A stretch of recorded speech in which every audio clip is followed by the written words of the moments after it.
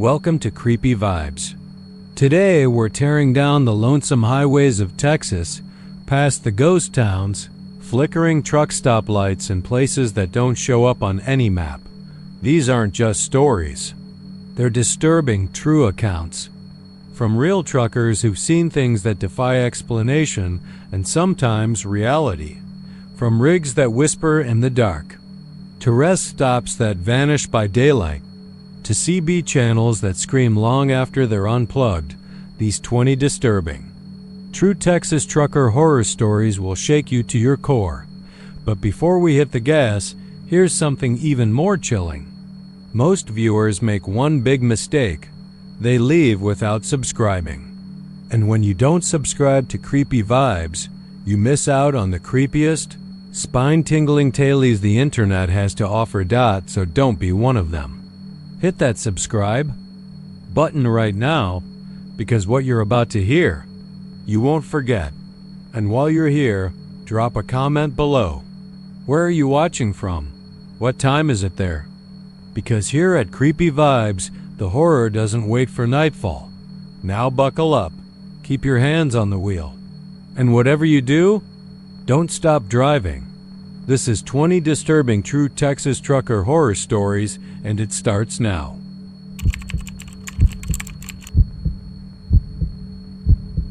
Jimmy Redbone Travers had always said the road was his religion. That stretch of open blacktop under a bleeding sky, that was his church. His rig was the pew, the CB radio his pulpit. For 22 years, he'd run the highways from Georgia to California and back again, chain-smoking unfiltered Camels, living off vending machine coffee and stale burritos. He'd seen things flip semis on fire, a man crawling on a gravel shoulder with his legs bent the wrong way, a hitchhiker, who vanished between mile markers. But Redbone was a believer in logic, in diesel, in rubber meeting asphalt. That belief died somewhere past mile marker 206 on I-10. It was mid-October, one of those strange Texas nights when the desert turns cold enough to bite through denim. Redbone had just crossed out of Fort Stockton, headed east with a load of tractor parts bound for Baton Rouge. He passed the old rest stop that hadn't had working lights since Clinton was president, and that's when his CB lit up. No warning. No breaker. 19. No friendly jabber about weather or westbound Smokies, just screaming. Raw, primal, blood on the floor screaming. It came through his speaker like a live wire, no distortion, no static. Just a man screaming for his life. Long animalistic howls. That scraped against Redbone's nerves like a steel rake on sheet metal. He grabbed the mic instinctively and muttered, "You okay, driver?" No answer, just more screaming. Then another voice. A woman this time, higher pitched, panicked, hysterical. The way people sound when they've lost someone right in front of them. Redbone turned the volume knob down. It didn't work. He turned the damn thing off completely. The screaming kept coming. He reached down and unplugged the CB from the dash, yanked the cord. Right out, still. The screaming, that's when he pulled over. Right there on the shoulder, flashers on, heart thudding like a hammer in his chest. He stepped down from the cab, lit a cigarette with shaky fingers, and stood under the dim glow of his running lights. The desert stretched out on both sides, like the open mouth of something waiting to swallow him whole. Nothing but creosote bushes, cracked earth, and the rustle of cold wind. But inside the cab, the screaming hadn't stopped. It was fainter now, like it was behind glass or underwater, but still there. He paced, muttered to himself, thought about calling dispatch, but what would he say? "Hey Marla, got some ghosts in the CB?" He climbed back into the truck, stared at the unplugged radio like it might grow fangs. He sat in the driver's seat, hands on the wheel, and just listened. The screaming faded after a while, like it was being pulled backward through a long tunnel. Then nothing. Just the tick of the engine cooling and the occasional creak of the frame. Redbone didn't sleep that night. He drove, and drove hard. Didn't stop until the sun came up over San Antonio. Didn't tell anyone. Didn't even put it in his log, but it wasn't over. The next time was 3 nights later. He was hauling freight north on 287 and hadn't been anywhere near 206, and still just after midnight, his CB crackled to life on its own. Same channel, same screams. Only now, there were voices in the background, whispering, chanting maybe. He couldn't make out the words, but they slithered through the speakers like smoke, oily and cold. Redbone started keeping the CB off. Didn't matter. The sounds came anyway. He started seeing things. People on the roadside with no faces. A little girl standing by a cactus in the middle of the desert, barefoot in a white nightgown, mouthing something he couldn't hear. One night in Arizona, he looked in the side mirror and saw someone sitting in his sleeper, a dark shape, just sitting there. He pulled over, flung the door open, searched the cab top to bottom with a tire iron in hand. Nothing. After that, he stopped sleeping in the truck. And then came the others. One by one, drivers started talking. Quiet at first. Nervous laughs over diner coffee. Stories told between bites of pie and drags of smoke. Screaming on Channel 19, always at night. Always near 206. One guy, Toothless Joe, drove his rig straight into a ditch and kept saying, "She was in the seat next to me," over and over. He hadn't had a passenger. Another trucker, a woman named Jolene, ripped the radio out entirely and threw it onto the pavement. Said it was whispering her dead sister's name. She hasn't driven since. Redbone finally told someone, an old-timer named Dutch, who used to run radar jammers for fun back in the day. Dutch just nodded real slow and said, "That stretch of road wasn't always there. Cut through old land, sacred land. Heard some tribe once called it the Morning Trail. Sad. If you walk it at night, you hear the souls of those who died unjustly." Redbone didn't believe in spirits, didn't believe in hell, but he knew what he heard. He still hears it sometimes. No CB, no truck. Just that screaming, somewhere behind his ears, like a dream that crawled too deep to shake loose, they say. Now that if you drive past mile marker 206 between midnight and 3 a.m., you should switch off your CB, not just power it down, disconnect it. And if you hear something anyway, don't stop. Don't talk.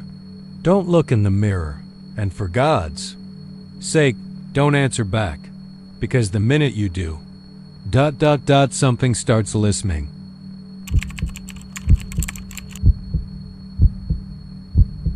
Ben Harlan didn't talk much. Not anymore, at least. A man who drove nights long enough eventually learned that silence was a safer companion than a CB full of drunks, ghosts and liars. He'd been a trucker for 17 years, hauling everything, from cattle to circus props, and he'd only broken 2 rules in all that time. Never pick up hitchhikers after midnight, and never take a load without paperwork. But money talks louder than caution, especially when you're 6 months behind on mortgage payments and your ex-wife's lawyer keeps calling. That's how he found himself at a diner parking lot just outside Odessa, sipping black coffee from a chipped mug while a man in a denim jacket with no sleeves and no name handed him an envelope, thick with cash and a slip of paper with nothing but 2 words scrawled in red ink: "Don't stop." Ben followed the stranger outside, past the diner's flickering neon sign and toward the back lot where an old Peterbilt 379 waited, matte black with streaks of rust down the doors and windows, tinted so dark they looked like holes in space. The trailer hitched to it was worse 32 feet long, unmarked, welded shut with thick steel bands.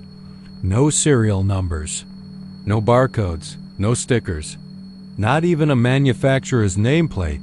Load sealed. Drive straight through to Baton Rouge. No stops. Don't answer the radio. Don't open the trailer. Whatever happens, the stranger had said, voice low like the wind crawling through a graveyard. You make sure it gets there before dawn. Ben had nodded. Easy money. A quiet hall. He didn't even ask what was inside. That night, the road was wide and empty, just I-10 stretching east like a vein through the heart of darkness. He had a thermos of black coffee, a pack of smokes, and the hum of tires under the cab to keep him company. Around mile marker 206, the CB crackled to life on its own, static. Then a voice. Ben ... turn around ... He froze. His name wasn't on the envelope. Hell, no one even knew he'd taken the job. He reached over and switched off the CB. It kept going. Ben ... It's getting closer ... He yanked the plug. Still it whispered.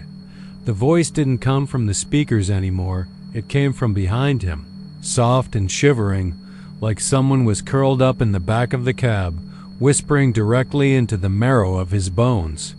He checked. The mirror, empty, but the air behind him felt cold, heavy. He rolled down the window. The night outside was too still. No bugs, no wind. Just darkness so thick it seemed to breathe. The whisper grew louder. Ben ... Don't look ... just keep driving ... keep driving ... He mashed the gas. The Peterbilt roared down the highway. The trailer behind him didn't sway. It didn't rattle. It didn't make a single sound, but Ben could feel it moving. Not the trailer. The thing inside, scratching, pacing, shifting its weight like it knew he was listening. Like it was waking up. By 2:30 a.m., he passed a rest stop near Beaumont. His knuckles were white on the wheel. The thermos was empty. His hands shook, not from the caffeine, but from the feeling of something watching him. Not someone, something. It was a kind of presence you don't feel with your eyes or ears. It just is. Like an itch deep behind your eyes. He saw the sign. Rest stop to 1 mile, and then the whisper said something new. If you stop, I'll show you her face again. Ben's foot slammed the brake without thinking. The tires squealed as he swerved onto the ramp and parked crooked between two. Semis. He stumbled out of the cab, stomach twisted with nausea. The night smelled wrong, like burnt hair and vinegar. He leaned on the hood and breathed hard. Then the whisper changed. Ben, it's Sarah. His knees buckled. Sarah had died 3 years ago. A wreck outside Lubbock. His old trailer had jackknifed on an icy turn and caught fire before he could pull her free. She burned alive while he clawed at the door, screaming her name. He never told anyone she was with him that night. Not the cops, not the company, not even the insurance investigator, but the whisper knew, I forgave you. Why didn't you come back? Ben staggered to the trailer. It was vibrating now, slow and rhythmic, like breath. A soft pulsing tremor that rippled through the steel. He pressed his ear to the door. Inside, a baby cried. No, not cried, screamed, shrill and desperate, like something not human was trying to sound human. He reached into the toolbox, pulled out the bolt cutters. He was halfway through the first steel band when the voice inside the trailer stopped mimicking. It spoke low, calm, familiar. You open this door, you don't get to forget anymore. Ben froze. Drive, Ben. Finish the job. Or I'll finish you. The wind picked up. No, it wasn't the wind. It was breathing, coming from all around him. The trees, the grass, the sky. He turned back to the cab and found the windows frosted over inside and out. His own reflection in the glass looked wrong, twisted, eyes hollow, lips burned, blackened like smoke-stained bone. The whisper laughed. He ran. He drove. Hours passed, or minutes. Time was thick and soupy. He didn't check his phone. He didn't look at the GPS. The road kept shifting like it wasn't real anymore. Like the blacktop was just being remembered by something old and cruel. When he finally reached Baton Rouge, the sun was just cracking the horizon like an egg yolk bleeding into a pan. He pulled into the drop yard behind a derelict warehouse where a woman in a white dress waited. Barefoot in the gravel dot, she didn't speak. She only pointed to the trailer. He opened the back dot. It was empty. No cargo. No scratches. No sound. But inside painted. On the floor in something that steamed were the words, "You looked." The woman handed him an envelope, lighter than before. Ben didn't open it. He drove away and never stopped driving. Now late at night, when he hauls new loads across unfamiliar roads, sometimes he hears it again. From the back of the trailer, from the edge of the woods, from the CB, even when it's unplugged. Ben ... turn around. I'm still in here ... But he never looks back. Not anymore. Because once you open the trailer, it never really closes.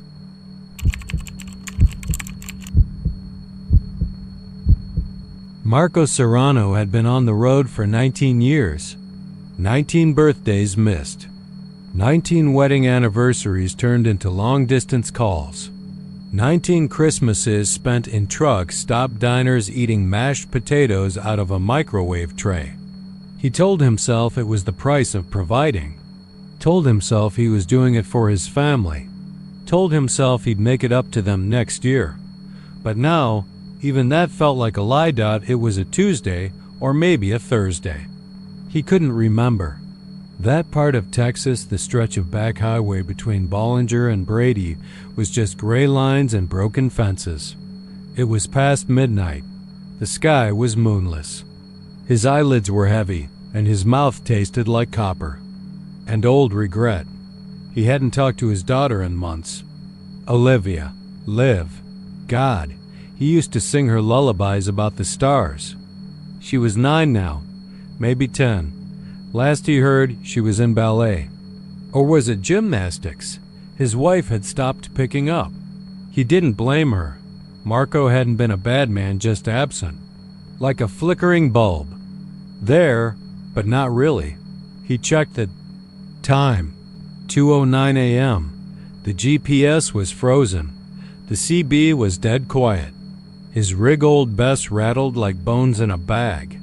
He thought about pulling over, maybe just for a few minutes, just to shut his eyes. But there wasn't a turnout in sight. Then came the fog. It rolled in slow.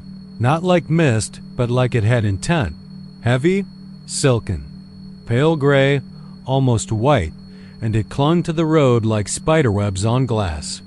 Visibility dropped to 50 feet. Then 30. Then 10. And through that fog, like a mirage, a sign began to glow. Neon. Faded pinks and reds. The kind of flickering sign you'd see in an old James Dean poster. Mel's Midnight Diner hot coffee, and forgiveness. There was a gravel pull-in that hadn't been there a moment ago, right between 2 dead mesquites.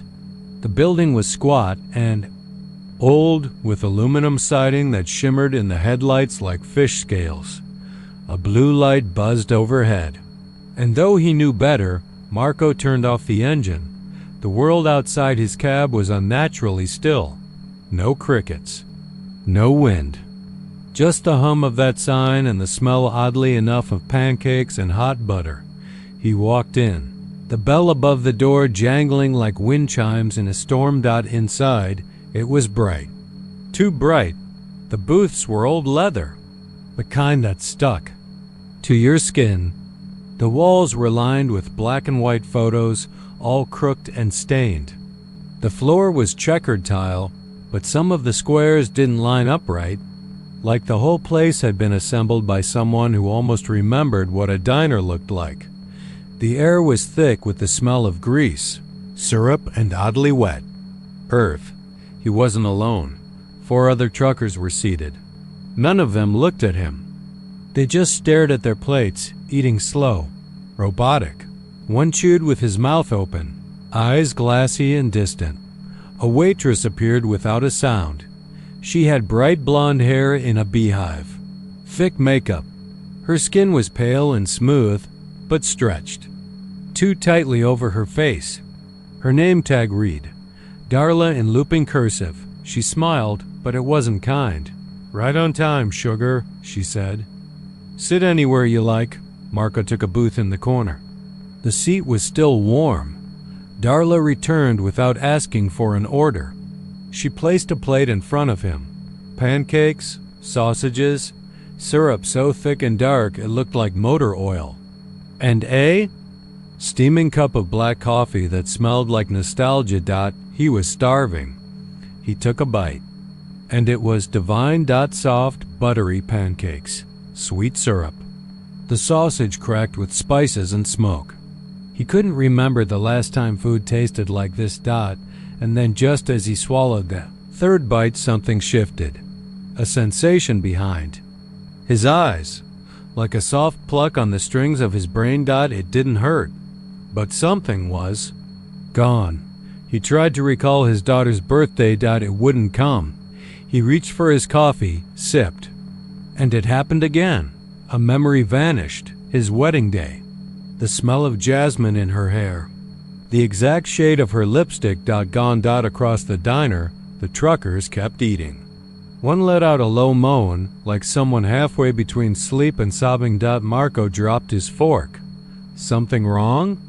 Darla asked, still smiling. "What is this place?" She leaned in close. Her breath was like peppermint and something else, wet leaves maybe, or grave dirt. "Mel's," she whispered. "You came here for forgiveness. You eat, you forget. Simple as that." "I didn't agree to this," Marco said, trying to rise. "Oh, but you did." She gestured to the check. Written on the slip in red ink. One plate, one memory, no refunds. The bell above the door rang again. Another trucker walked in. Pale, hollow-eyed. Marco grabbed his keys and stumbled out. The fog outside was thinning. The neon sign flickered, 238. He fired up Old Bess and hit the highway. No GPS, no service, no sound but the engine. He kept driving until the sun rose like blood on the horizon. At a Shell station north of Coleman, he stopped to fill up. The cashier, a young woman chewing gum, asked for his name to punch in his rewards card. Marco opened his mouth, but there was nothing there. Not his name, not his past. He tried to remember a face. Any face. There was only fog. Back on the road, his CB crackled to life for the first time. In hours. Channel 19. A voice, a whisper. Pancakes, still warm. He shut it off, but he knew. He knew he'd see that diner again. Maybe next month. Maybe in a year.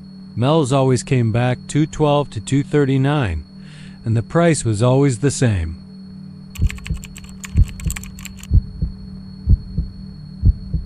There's a rhythm to long-haul trucking that most folks don't understand. A kind of heartbeat you only hear when it's you, the road, and 2,000 miles of asphalt that never really ends. It's lonesome, sure, but if you do it long enough, the silence starts talking back. That's how the stories begin. In the silence, you hear about Silverlode from the old-timers first, the ones with deep lines in their faces and eyes that don't blink as often as they should.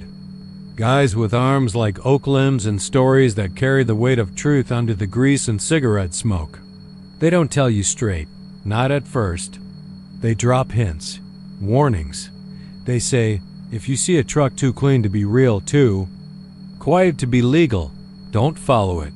Or they say, if you're driving under a full moon and Channel 19 goes dead quiet, change your route.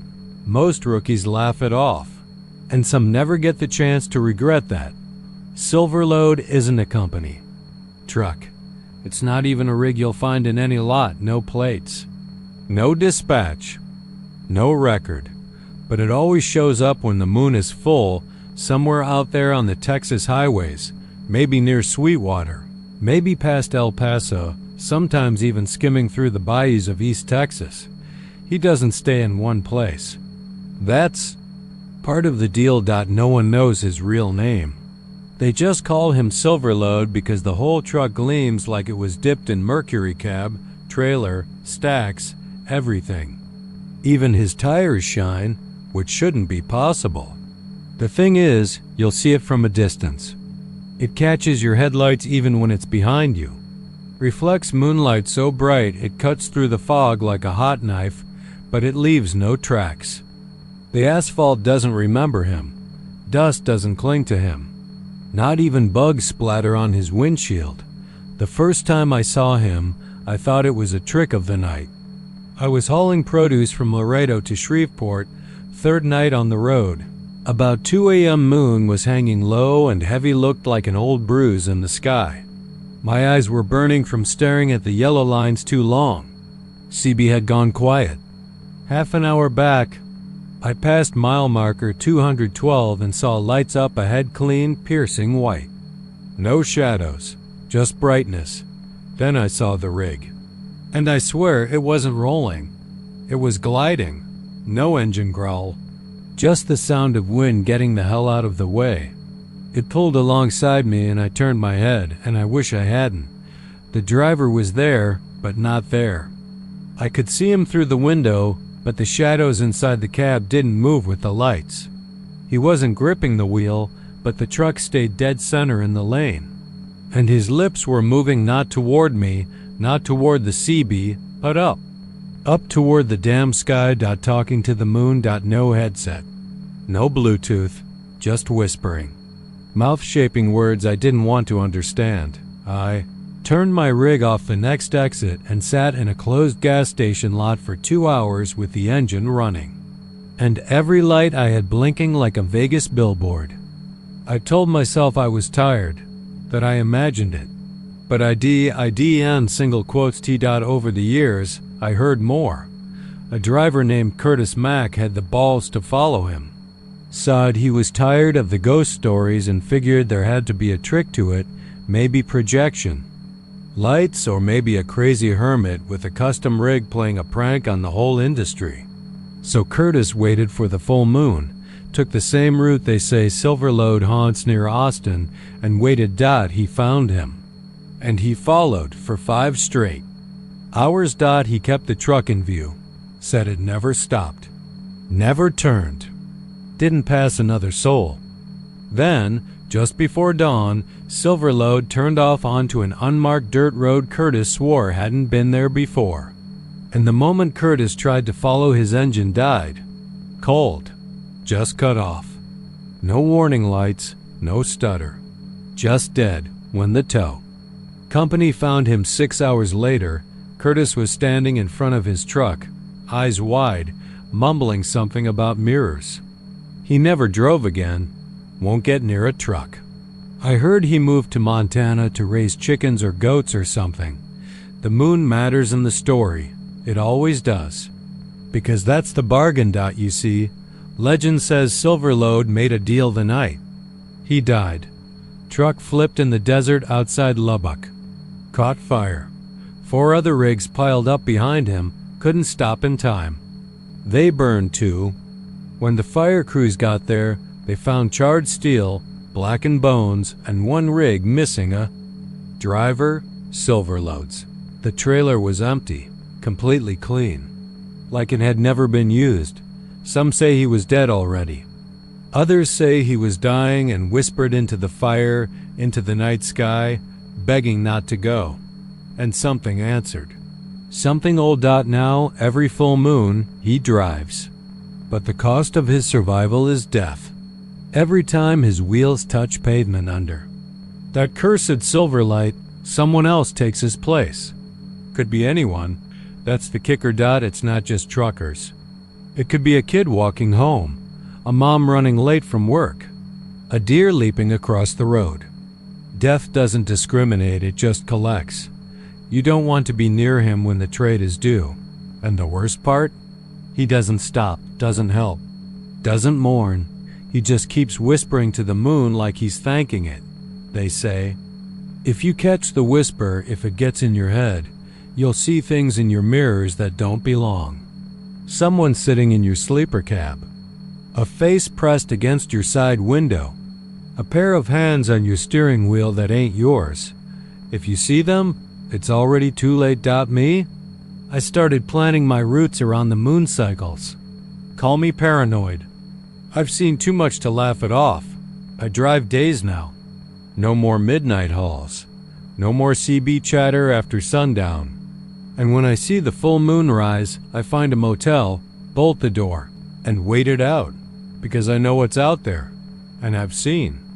Silverlow drive by. I saw his lips moving, and I swear, the moon smiled back.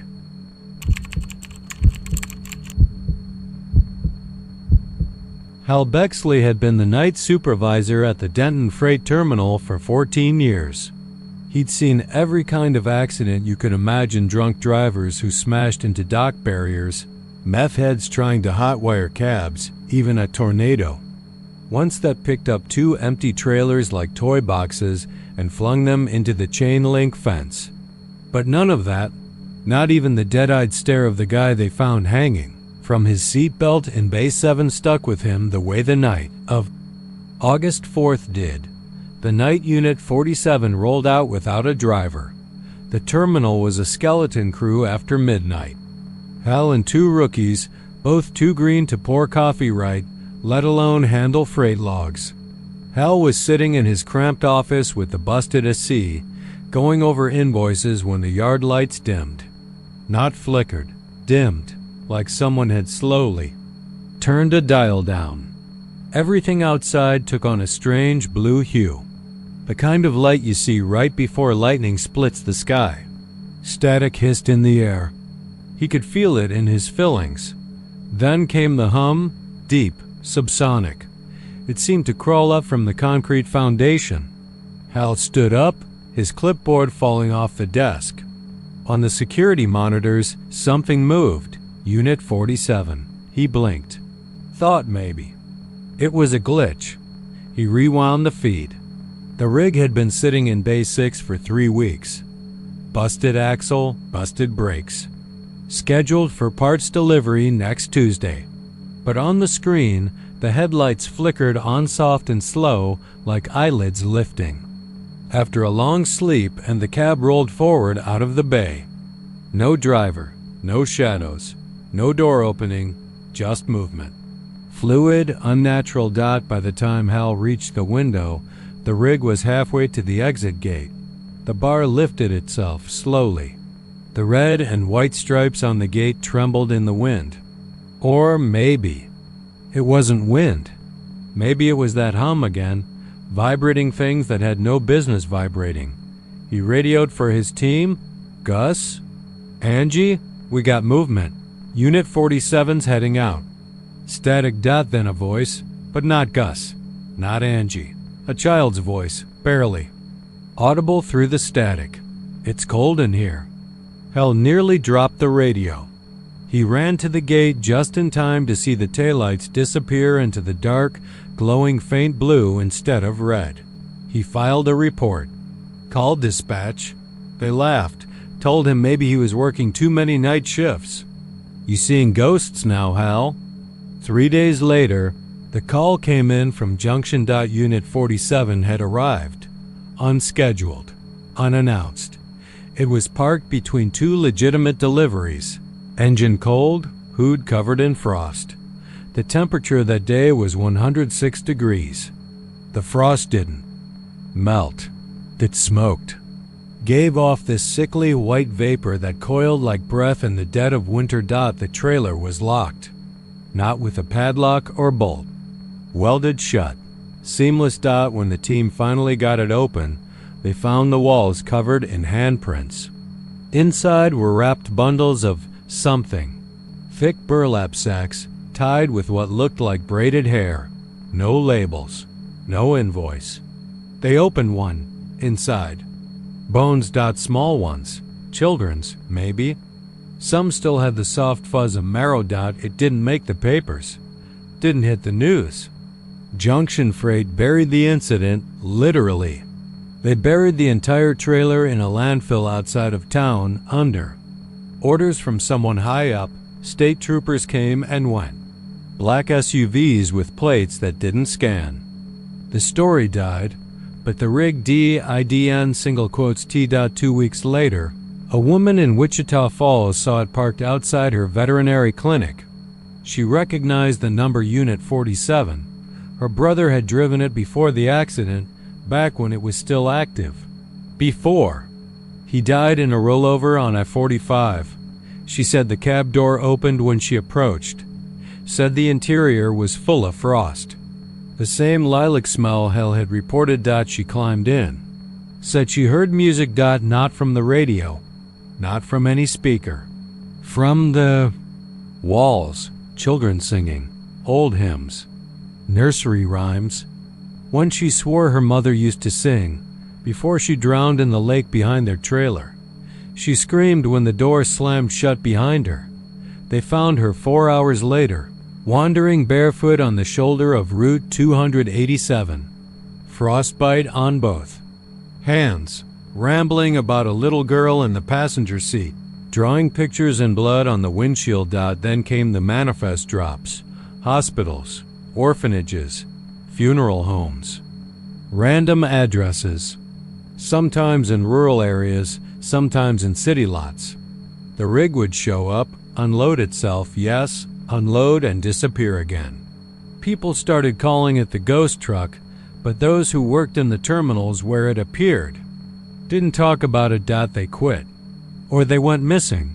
One man, a mechanic named Roy Epperson, tried to disassemble the engine block in a last-ditch effort to kill the damn thing. As he put it, they found his body in the repair pit, face frozen into a rictus grin, all his teeth shattered like glass.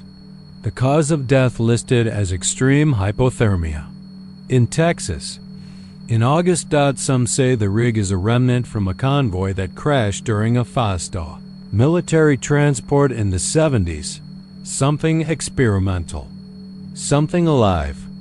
Others think it's a ghost ship like the Flying Dutchman, but with chrome stacks and steel treads. Hal kept quiet for a long time. Until it returned. It pulled into Denton again this spring. 20 years to the day since the first run. Hal was retired by then, but he got the call. The new supervisor found a note in his old desk drawer, tucked behind a photo of Hal's daughter Rachel, the one who disappeared when she was 9. The note read, "If it comes back, don't open the trailer, don't talk to the cab, and whatever you do, never look in the mirrors. They don't reflect you, but someone always looks. Human curiosity is too strong." One guy said he looked into the side mirror and saw himself older, thinner, with deep cuts down both cheeks like a marionette smile. That version blinked before he did. Unit 47 still rides. Always between 2:43 and 3:17 a.m. Always alone.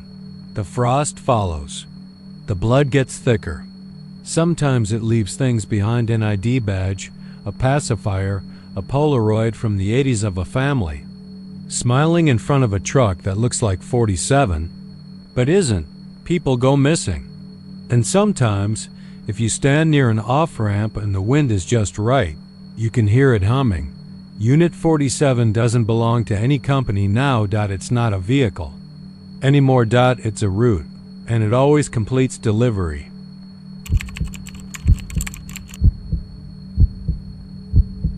The road to Wink isn't much to look at. A long stretch of cracked blacktop framed by rust-colored scrub brush, nodding pump jacks like iron vultures pecking at the bones of the earth, and an open sky so wide it could swallow your thoughts whole, if you let it. They say the Permian Basin is rich. Rich with oil. Rich with ghosts. I always figured that was just talk from rig hands too long in the sun and too deep in the bottle. I figured wrong. It was October when it happened, mid-month. Just before Halloween, when the desert turns brittle and the moon rides low and mean. I'd been driving long hauls out of Odessa for years, dropping drill parts and pipe lengths to sites west of Kermit. The pay was fine, but the silence was better. Out there, you could almost pretend the world didn't exist. That's probably Why I missed the signs. I was pushing through the shift, hauling 6 tons of steel pipe when I saw her. It was near midnight and I was half an hour behind schedule because of a tire blowout on I-20. But when the headlights swung wide on a bend just past mile marker 42, she was there standing perfectly still on the shoulder like she'd been carved out of the moonlight. Long hair, black as pump oil, whipping in the wind. Skin pale, almost silver under the high beams. And that dress. White, old-fashioned, like something from a Sunday church picnic in the 50s. Clean. Too clean. Now, I've picked up hitchers. Before mostly other truckers who broke down, some ranchers, the occasional runaway. But there was something about this girl that gave me pause. Maybe it was the way she didn't move. Maybe it was the way the wind didn't seem to touch her, like she was part of the landscape. Still, my foot eased off the gas. Couldn't help myself. I rolled to a stop a few feet ahead and leaned over to pop the door. "You okay, miss?" "Number," answered. She moved then, slow, graceful, climbed the steps of the cab like she'd done it before. Sat down beside me without looking me in the eye. I caught a whiff of her like rain on dust. Not sweat, not perfume. Just wet earth and copper. Pennies. The air in the cab felt colder the second she shut the door. "Where you headed?" I asked. "Wink," she said. Her voice was low, hollow, like someone speaking through a long pipe. Winkler County was maybe 20 minutes out. I figured I'd drop her at the station and call it good. We rode in silence for a bit. I tried the radio, static. All stations, AM, FM, CB, dead air, or whispers I couldn't make out. I turned it off and kept my hands tight on the wheel. I glanced at her a few times. She never looked back, just stared out the window like she was watching something only she could see. Her reflection in the glass was strange, blurred, like fog on the inside. But the glass was clear. The cold was sinking deeper. My breath fogged. Up the windshield, I turned the heat on. Nothing but more cold. When we hit the Winkler County line, I felt the truck shudder. Not from the road, this was different. Like we'd passed through an invisible curtain and everything on the other side had been waiting for us. Waiting for her. And then she was gone. No scream. No flash of light. Just gone. I slammed the brakes and pulled over hard. Jumped out of the cab, flashlight in hand. Checked the road, the shoulder, the trailer. Nothing. The passenger door was still shut, the seat still warm. But she was nowhere. I climbed back in, sat there for a while, handshaking on the wheel. Finally, I started her up again and drove the last few miles to Wink in silence. Headlights cutting through nothing but fog that hadn't been there before. At the diner, I told a guy at the counter what happened. Didn't expect anything. Just needed to say it out loud. "White dress?" He asked casual, like he'd heard it before. I nodded. He leaned back, spat tobacco juice into a can. "You saw Jenny." "Who's Jenny?" "Jenny Harper. Her daddy was a foreman on a rig back in '83. She disappeared one night walking home from school. They say she got caught in a storm, wandered out into the fields. Never came back." "Jesus," I said. "They found her dress on a pump jack fence. Ripped clean in half. No blood, no footprints. Nothing but oil stains in one shoe. Folks still see her out there waiting. She only shows up near the county line. Never crosses." I didn't finish my coffee. Got back in the truck and drove back to Odessa with the cab lights on and the heater blasting. Even though it was near 70 degrees outside by then. I quit long-haul runs a month later. Picked up local warehouse work. Nights only. But sometimes when I pass a mirror just right, I see something in the reflection beside me. Something white. Something watching. If you're ever near Midland and you see a girl standing alone in the scrub, don't stop. Don't even slow down. Just keep your eyes forward. Hands on the wheel, and whatever you do, ... Don single quotes to offer her a ride.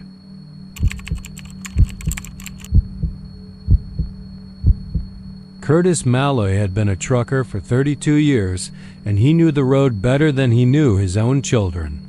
The hum of tires on asphalt, the endless gray ribbon unraveling before him, it was the only constant in a life filled with goodbyes and half-hearted reunions. He drove a 2014 Peterbilt 579, red, long-nosed, and battered by weather and time. His cab smelled like burnt coffee, sweat, and something else lately. Something old and wet. He started hearing it in early October. It was after a long haul from Houston to El Paso. He'd stopped outside Fort Stockton for a couple hours of shut-eye before making the loop back. It was cold that night, the kind of dry chill that cracks your knuckles and makes the desert feel endless. He'd pulled the privacy curtain, turned on the overhead light, kicked off his boots, and lay on the thin mattress in the sleeper bunk. Sometime past 3 in the morning, 3:13 exactly, he woke to the sound of breathing. Not snoring, not mechanical. Not his own. It was under the bunk. Slow, wet, animal breathing. Like something had fallen asleep down there but hadn't yet figured out how to breathe like a man. It was muffled by the mattress, but Curtis could feel it in the springs, feel it moving slightly every time it inhaled. He lay frozen, just listening. For a moment, he told himself it was his imagination or some weird acoustics from the rig's frame cooling off. Maybe even the heater fan. He shut his eyes tight. Then came the whisper. Soft. Right next to his ear. Double quotes Curtis S. I'm so cold. Curtis. Bolted upright, head smacking the top of the bunk. His fingers trembled as he threw open the privacy curtain and turned on every damn light in the cab. Nothing. Just his own scared face in the side mirror and the endless black of desert highway behind him. The next night, the breathing returned. And the night after that. Always at 3:13 a.m. Always. Under the bunk. Always followed by the whisper. He started sleeping with the CB mic in his hand and a tire iron by his side. He talked to himself out loud, trying to make the fear go away. Just stress, he said one night. Linda's gone. The kids don't call. That's all it is. Brain playing tricks. But the voice didn't care about logic. It whispered anyway. You left me, Curtis. You left me in the cold. One night, near Amarillo, he drove 12 straight hours and parked on a brightly lit truck stop lot surrounded by other rigs, floodlights blaring down like prison lamps. He thought maybe if he was surrounded by people, by sound, by light, maybe. It wouldn't come, but it did. 3:13 a.m. The floodlights flickered. The CB radio turned on by itself and hissed static. The whisper came through the speaker this time, low and gravelly. Curtis, it's getting crowded down here? He didn't sleep the rest of the week. By the fourth night, Curtis refused to go into the sleeper at all. He sat in the driver's seat with the engine running, eyes bloodshot, window cracked just enough for fresh air. That's when he remembered a name. A boy named Danny Pike. Curtis had trained him back in '07. 20 years old, green as grass, scared of merging on 2-lane highways. Curtis had liked the kid, thought he had potential, but Danny had vanished one winter night on a run from Laredo to Corpus Christi. Truck found abandoned off Route 281, bunk torn to shreds from the inside. Police assumed hijacking. Curtis had always thought it was suicide. Until now. He went back to the Fort Stockton rest stop, parked in the same exact spot, pulled the curtain, sat on the bunk, wide-eyed. Waiting. He spoke into the darkness. Danny? That you, boy? No reply at first. Then. Breathing. Wet. Hungry. Close. The entire truck rocked slightly, like something inside had shifted weight. Curtis didn't move. The whisper was closer now. Not under the bed anymore, Dot. It was inside. You left me, Curtis. You said you'd be right back. A weight pressed on his legs. Cold fingers touched his ankles. Curtis screamed. They found the truck. The next morning, engine still running. Doors locked from the inside. No sign of Curtis Malloy. The driver's seat was empty. A faint smear of blood on the window. And one message scrawled backward across the windshield, written in something brown and drying: the bunk is never empty. Now truckers say if you drive alone at night on the Texas highways, especially near 3:13 a.m., you better not stop. You better not lie down. And whatever you do, don't listen.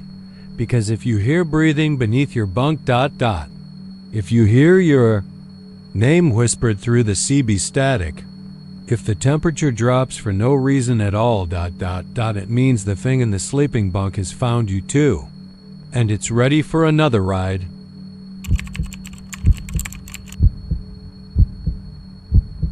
The Peterbilt was already there when the new guy pulled in just after 11:30, under a Texas sky that hung low and swollen like an overripe bruise.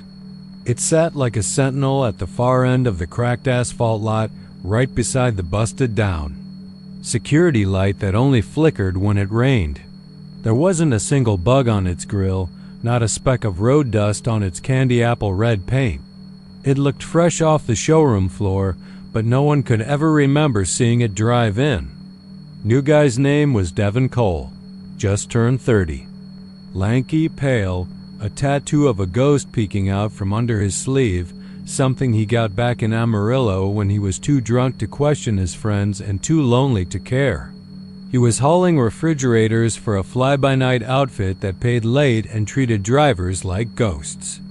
That night, he'd pulled off Route 290 just to get some sleep and stretch the ache in his spine. The truck stop was called Grady's, though the sign had lost most of its letters. Just a tired G, a hanging R, and a neon open sign that buzzed.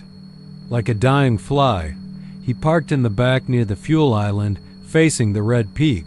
Didn't think much of it at first. Big rigs all looked a little ghostly at night. All that chrome and silence. But the first time he heard the sobbing, it was like someone punched the air out of his lungs. It started around midnight. Not a wail. Not the kind of crying you hear in bar fights or in hospital waiting rooms. No, this was childlike. A soft, whimpering sadness. The kind of sound that tugged at something primitive in your gut, the need to find the source, to comfort it, to make it stop. Devin froze mid-bite. Of a stale microwave burrito. The sound wasn't coming from the convenience store speakers or the alley or the payphone still bolted to the brick wall like an ancient artifact. It was coming from the red Peterbilt. He walked closer, every step heavier than the last. His boots made dull thuds on the oil-slicked pavement. The closer he got, the clearer the crying became. Not just sad, destroyed. Like someone trapped between two worlds and torn in half by the space between. He peered into the cab. No one inside. The interior was pristine. Too pristine. Not a scuff on the wheel. Not a coffee stain. The CB mic hung limp from the console like a dead snake. The passenger seat held only a faded photo tape to the glove box curled at the corners from time, but protected like a relic. The woman in the photo had soft blue eyes and a smile that could melt asphalt. There was a bouquet of yellow daisies in her hands. Behind her, a Peterbilt. That Peterbilt shone in the sun like a fire engine polished for a parade. Devin stepped back. Something didn't feel right. The crying had stopped. He went back to his cab and tried to sleep. At 2:11 a.m. It started again. This time louder. It didn't sound like one person anymore. It sounded like a duet. Two voices, one grieving, one pleading, intertwined, male and female, calling for each other across some invisible canyon of despair. Devin bolted upright, knocking over his thermos. He rubbed the window clear with his sleeve and stared. The Peterbilt's fog. Lights flickered once, just once. He didn't sleep that night. The next morning, he asked the old woman at the counter, Miss Luann, who'd been working the graveyard shift since Jimmy Carter was in office, what the deal was with that red Pete. Her face went gray. She looked over both shoulders like someone might be listening. That truck belonged to Jacob Meeks, she said, voice dry as paper. Used to come through here all the time with his wife, Eliza. She'd sit shotgun, wave to folks like she was Miss Texas herself. Sweet woman. They'd been married since high school. High school, imagine that. Luann shook her head and stared out the window. One night, this was about 10 years back, they were hauling antique furniture through a storm.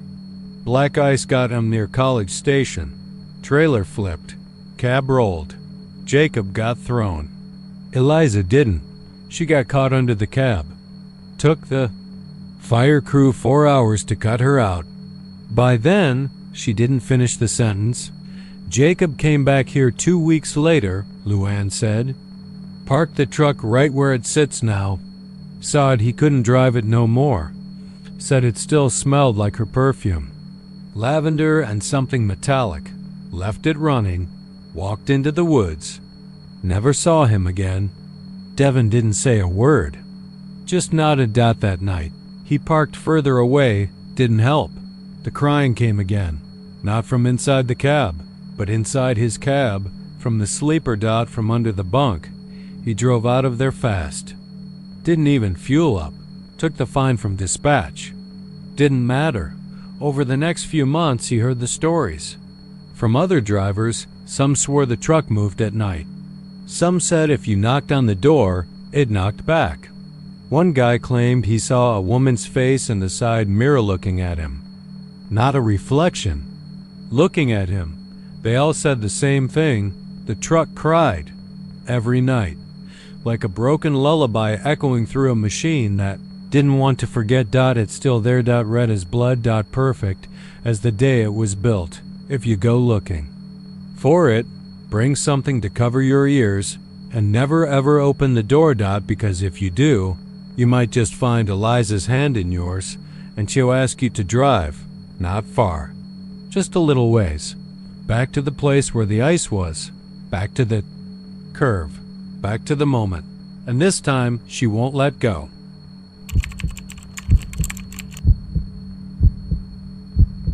They say every highway has a ghost story.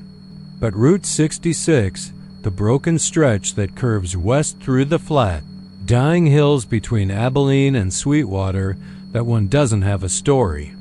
It has a warning. 1 mile marker, a busted up thing. Listing like a drunk and scorched black at the base, marks the spot. Mile 66, or what's left of it. Most truckers know the rule by now. When you see the rusted marker leaning out of the scrub brush like a crooked finger, you pull over. You leave something.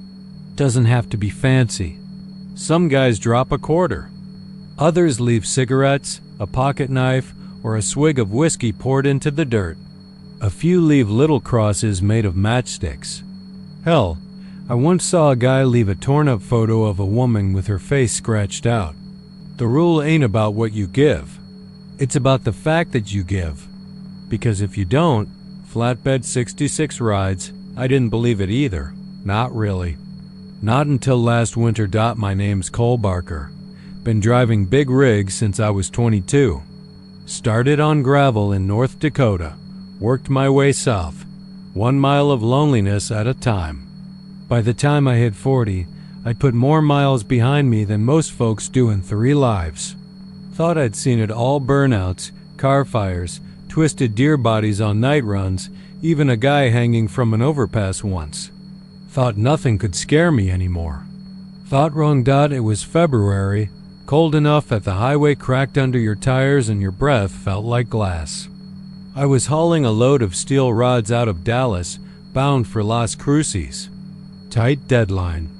My dispatcher was a prick and the company didn't care about brakes, just drops. I hit Route 66 around 11:30 p.m. Moon was out full, yellow as a smoker's tooth, hanging just low enough to make everything feel wrong. I remembered hearing something about that stretch. A rumor on a Facebook group for truckers, and once from a twitchy old guy at a love station off I-20. "Don't blow through 66 without paying," he'd said, eyes flicking back and forth like a rabbit in a coyote den. "Flatbed don't like it," I'd laughed. Called it Texas Voodoo Dot, so when I hit that warped green mile marker looked more like a melted sign than anything the dot would leave standing, I did what I always do. I spit out the window, adjusted my seat, and kept rolling. Didn't stop. Didn't offer dot at first. Nothing happened. The wheels hummed. The road was clear.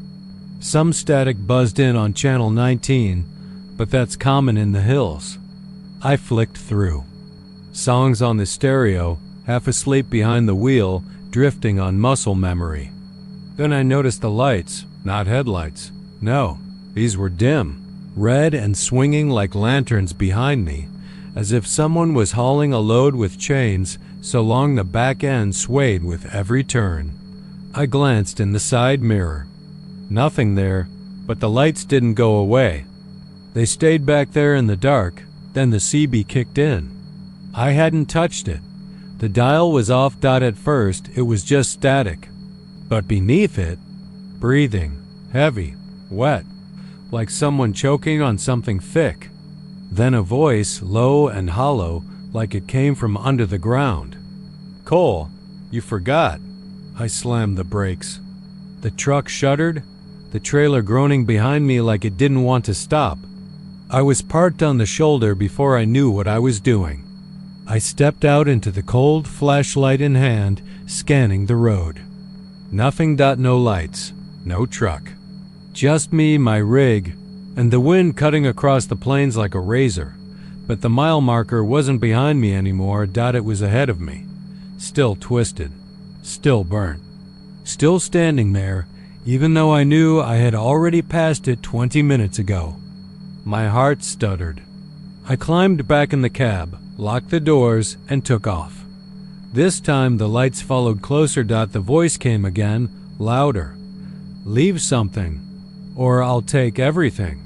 The steering wheel trembled in my hands. I looked at the mirror again, and this time I saw it. The rig. Old school flatbed, no trailer, no load. Just a cab, shining like polished bone, rolling silently over the blacktop. No headlights, no grill. The front was crushed, like it had rammed into a mountain and kept going anyway. And the windshield? Spiderwebbed and leaking black smoke that pulsed like lungs. I punched the accelerator, hit 80, then 90. My engine whined, tires singing as the asphalt blurred beneath me. The rig didn't slow. It didn't speed up. It just stayed back there, always the same distance, like it was waiting for me to make a mistake. I radioed dispatch. Silence. I tried 911. Static. That single quotes S when the cold came in. Not from outside, from the vents. Frost spread across the dashboard, over the gear shift, up my fingers. My teeth chattered. My breath turned into a white fog, and the cab began to fill with the smell of burning hair. I screamed, reached into the glove box. I didn't know what I was looking for. A token, maybe. Something to leave. All I found was a metal dog tag from my dad's army days, something I always carried for luck. I held it in my palm, sweating and shivering, and the voice came again. "Stop the truck." I did. Pulled over at the next turnout. Fell out of the cab.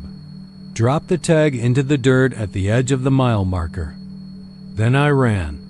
I didn't look back until I got 20 paces away. When I turned, the marker was gone. So was the rig. Just an empty stretch of road, silent and black. I slept in the truck that night with the lights on. Didn't drive again for 2 weeks. When I finally told someone, an old guy named Dwayne I met at a roadside diner near Amarillo, he didn't laugh. He nodded. Said, "Flatbed 66. Some say it's Ellis Crane. Burned alive in 72, when his brakes failed and the load rolled. They say his ghost don't want revenge. He wants respect. Leave him something, he lets you pass. Forget, and he makes sure you don't forget next time. If there is a next time. Now, every time I drive Route 66, I stop. I leave something. A coin, a beer, a lighter. I don't care what, just something. Because Flatbed 66 rides quiet. But he never rides alone, and once he's behind you, you'll never be alone again.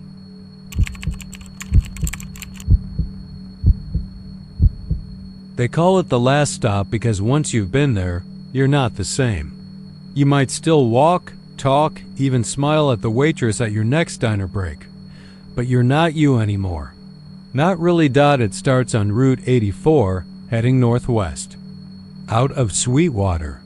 Long stretches of nothing. No trees, just scorched grassland and fence posts sticking out of the dirt like broken bones. Wind howls here, even when the air is still. Old-timers say the wind carries things. Whispers. Voices. Some swear even carries. Memories if you're out there too long with the windows down. Most truckers just keep the air on full blast, music up loud, and try not to blink too long. That's where Charlie Hensley was running when he saw it. Charlie'd been a driver for 18 years. Local runs, nothing cross-country. Mostly livestock and steel. Never touched long hauls. Not since the night his cousin Reese disappeared doing a 2-day out to El Paso and never came back. They found the truck. Empty. Motor cold. The cab door. Opened like Reese had stepped out to take a leak and never returned. But that was years ago. Charlie kept his runs tight. He liked to say he knew Texas better than his own kitchen, until the night his GPS started showing static around post. Texas, and his fuel gauge dipped faster than made sense. He had filled up just 3 hours earlier outside Abilene. His app chirped, nearest station 1.2 miles ahead, last stop fuel and market. He hadn't seen that station before. Not once, not in 18 years. But the low fuel light blinked, red and accusing, and he figured maybe it was a new pop-up joint. Some franchise trying to stake a claim where only coyotes lived. Charlie crested a small hill and there it was, like it had been waiting for him. The lot was paved but not fresh. The surface had no cracks, no weeds in the seams, no oil stains, just a long, empty stretch of blacktop. Neon buzzed above the glass doors, flickering green and red like an open wound. The sign above read last stop in blocky letters with the word fuel below that in smaller print, like an afterthought. There was no price on the pumps, no brand, no other cars. No road dust on the windowsills. No bugs battering the lights. Charlie pulled in, feeling a weird chill even though the radio said it was 87 degrees outside. He stepped out. The air smelled like ozone and citrus. A faint sweetness clung to the breeze, and for a second, Charlie thought he heard humming. Not a person, no more like machinery. Big, ancient, breathing in the ground beneath his boots. The store doors opened as he approached. No chime, just a hiss of air. Inside was clean, too clean, not just tidy sterile. The floor gleamed like hospital tile. The aisles were perfectly symmetrical. Shelves lined with pristine goods, canned peaches, tuna, cornbread mix, and candy bars with faded brands names. He hadn't seen since he was a kid. He picked one up, Chocolate Bliss. The wrapper was warm. The bar inside was soft, like it had just been made. Then he noticed the clerk. The man behind the counter didn't move. He didn't even blink. Thin, tall, pale like he hadn't seen the sun in a year. His eyes were gray, not blue, not green, just blank, wet cement. His name tag read Martin, though the letters looked handwritten with shaky fingers. "You lost?" the man asked. Charlie paused, shook his head. "No, just needed gas." "You sure?" Martin asked. "You look like you're about to fall asleep at the wheel." Charlie shrugged. "Long day." Just want to fill up, maybe grab a coffee. Martin tilted his head like a curious bird. We got something better than coffee. Helps with the road fatigue. Just through the back door. There. Special blend. Won't cost you a dime. Charlie hesitated. The door Martin pointed to wasn't labeled. It had no knob. Just a faint glow at the edges, like light leaking from behind. I'm good, Charlie said. Martin didn't argue. Just smiled. A long, slow stretch of lips that revealed teeth too white, too square. Charlie paid cash and stepped back out into the night. He filled his tank. The pump hissed like a snake. The handle was ice cold, though the night had stayed warm.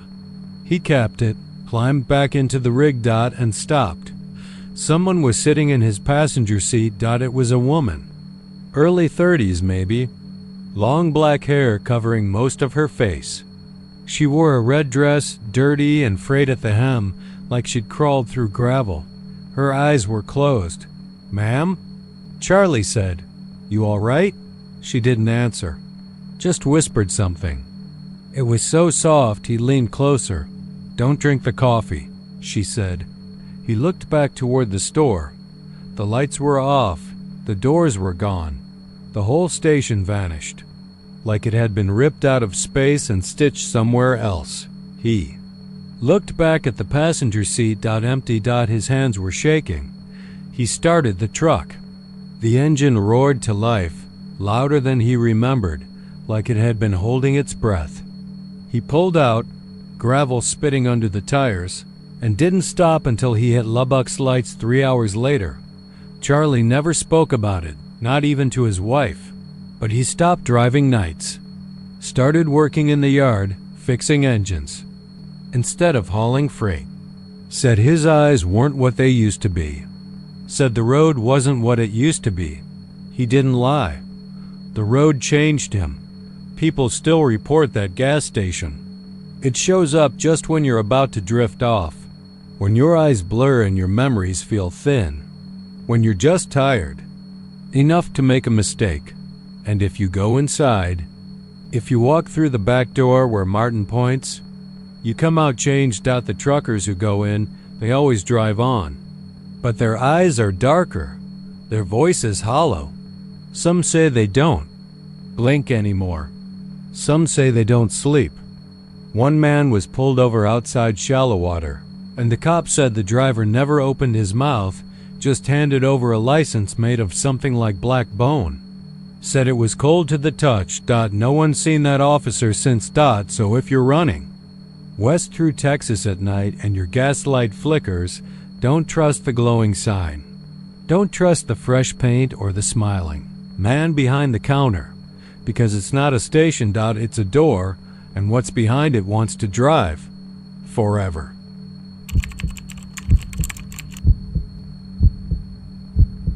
They call it the last stop because once you've been there, you're not the same.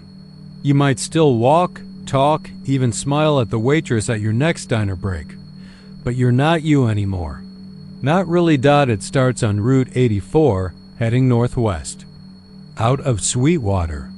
Long stretches of nothing. No trees, just scorched grassland and fence posts sticking out of the dirt like broken bones. Wind howls here, even when the air is still. Old-timers say the wind carries things. Whispers.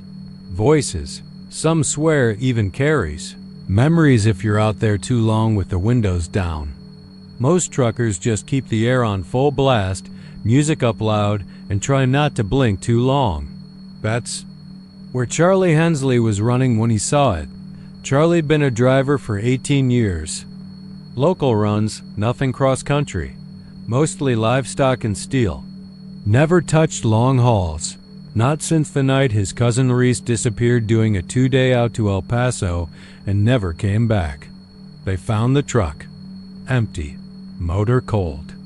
The cab door opened like Reese had stepped out to take a leak and never returned. But that was years ago. Charlie kept his runs tight. He liked to say he knew Texas better than his own kitchen, until the night his GPS started showing static around post. Texas, and his fuel gauge dipped faster than made sense. He had filled up just 3 hours earlier outside Abilene. His app chirped, nearest station 1.2 miles ahead, last stop fuel and market. He hadn't seen that station before. Not once, not in 18 years. But the low fuel light blinked, red and accusing, and he figured maybe it was a new pop-up joint. Some franchise trying to stake a claim where only coyotes lived. Charlie crested a small hill, and there it was, like it had been waiting for him. The lot was paved, but not fresh.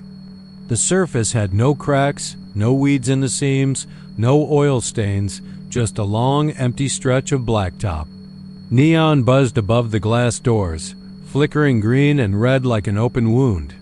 The sign above read last stop in blocky letters, with the word fuel below that in smaller print, like an afterthought. There was no price on the pumps, no brand, no other cars. No road dust on the windowsills. No bugs battering the lights. Charlie pulled in, feeling a weird chill even though the radio said it was 87 degrees outside. He stepped out. The air smelled like ozone and citrus. A faint sweetness clung to the breeze, and for a second, Charlie thought he heard humming. Not a person, no more like machinery. Big, ancient, breathing in the ground beneath his boots. The store doors opened as he approached. No chime, just a hiss of air. Inside was clean, too clean, not just tidy sterile. The floor gleamed like hospital tile. The aisles were perfectly symmetrical. Shelves lined with pristine goods, canned peaches, tuna, cornbread mix, and candy bars with faded brands names. He hadn't seen since he was a kid. He picked one up, Chocolate Bliss. The wrapper was warm. The bar inside was soft, like it had just been made. Then he noticed the clerk. The man behind the counter didn't move. He didn't even blink. Thin, tall, pale like he hadn't seen the sun in a year. His eyes were gray, not blue, not green, just blank, wet cement. His name tag read Martin, though the letters looked handwritten with shaky fingers. "You lost?" the man asked. Charlie paused, shook his head. "No, just needed gas." "You sure?" Martin asked. "You look like you're about to fall asleep at the wheel." Charlie shrugged. "Long day. Just want to fill up, maybe grab a coffee." Martin tilted his head like a curious bird. "We got something better than coffee. Helps with the road fatigue. Just through the back door. There. Special blend. Won't cost you a dime." Charlie hesitated. The door Martin pointed to wasn't labeled. It had no knob. Just a faint glow at the edges, like light leaking from behind. "I'm good," Charlie said. Martin didn't argue. Just smiled. A long, slow stretch of lips that revealed teeth too white, too square. Charlie paid cash and stepped back out into the night. He filled his tank. The pump hissed like a snake. The handle was ice cold, though the night had stayed warm. He capped it, climbed back into the rig. And stopped. Someone was sitting in his passenger seat. It was a woman. Early 30s maybe. Long black hair covering most of her face. She wore a red dress, dirty and frayed at the hem, like she'd crawled through gravel. Her eyes were closed. "Ma'am?" Charlie said. "You all right?" She didn't answer. Just whispered something. It was so soft he leaned closer.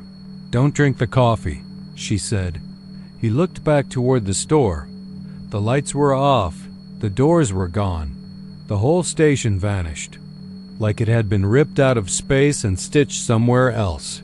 He looked back at the passenger seat. Empty. His hands were shaking. He started the truck. The engine roared to life, louder than he remembered, like it had been holding its breath. He pulled out, gravel spitting under the tires, and didn't stop until he hit Lubbock's lights 3 hours later. Charlie never spoke about it, not even to his wife. But he stopped driving nights. Started working in the yard, fixing engines, instead of hauling freight. Said his eyes weren't what they used to be. Said the road wasn't what it used to be. He didn't lie. The road changed him. People still report that gas station. It shows up just when you're about to drift off, when your eyes blur and your memories feel thin, when you're just tired, enough to make a mistake. And if you go inside, if you walk through the back door where Martin points, you come out changed. The truckers who go in, they always drive on. But their eyes are darker, their voices hollow. Some say they don't blink anymore. Some say they don't sleep. One man was pulled over outside shallow water, and the cop said the driver never opened his mouth, just handed over a license made of something like black bone. Said it was cold to the touch. No one's seen that officer since. So if you're running west through Texas at night and your gas light flickers, don't trust the glowing sign. Don't trust the fresh paint or the smiling man behind the counter, because it's not a station. It's a door, and what's behind it wants to drive forever.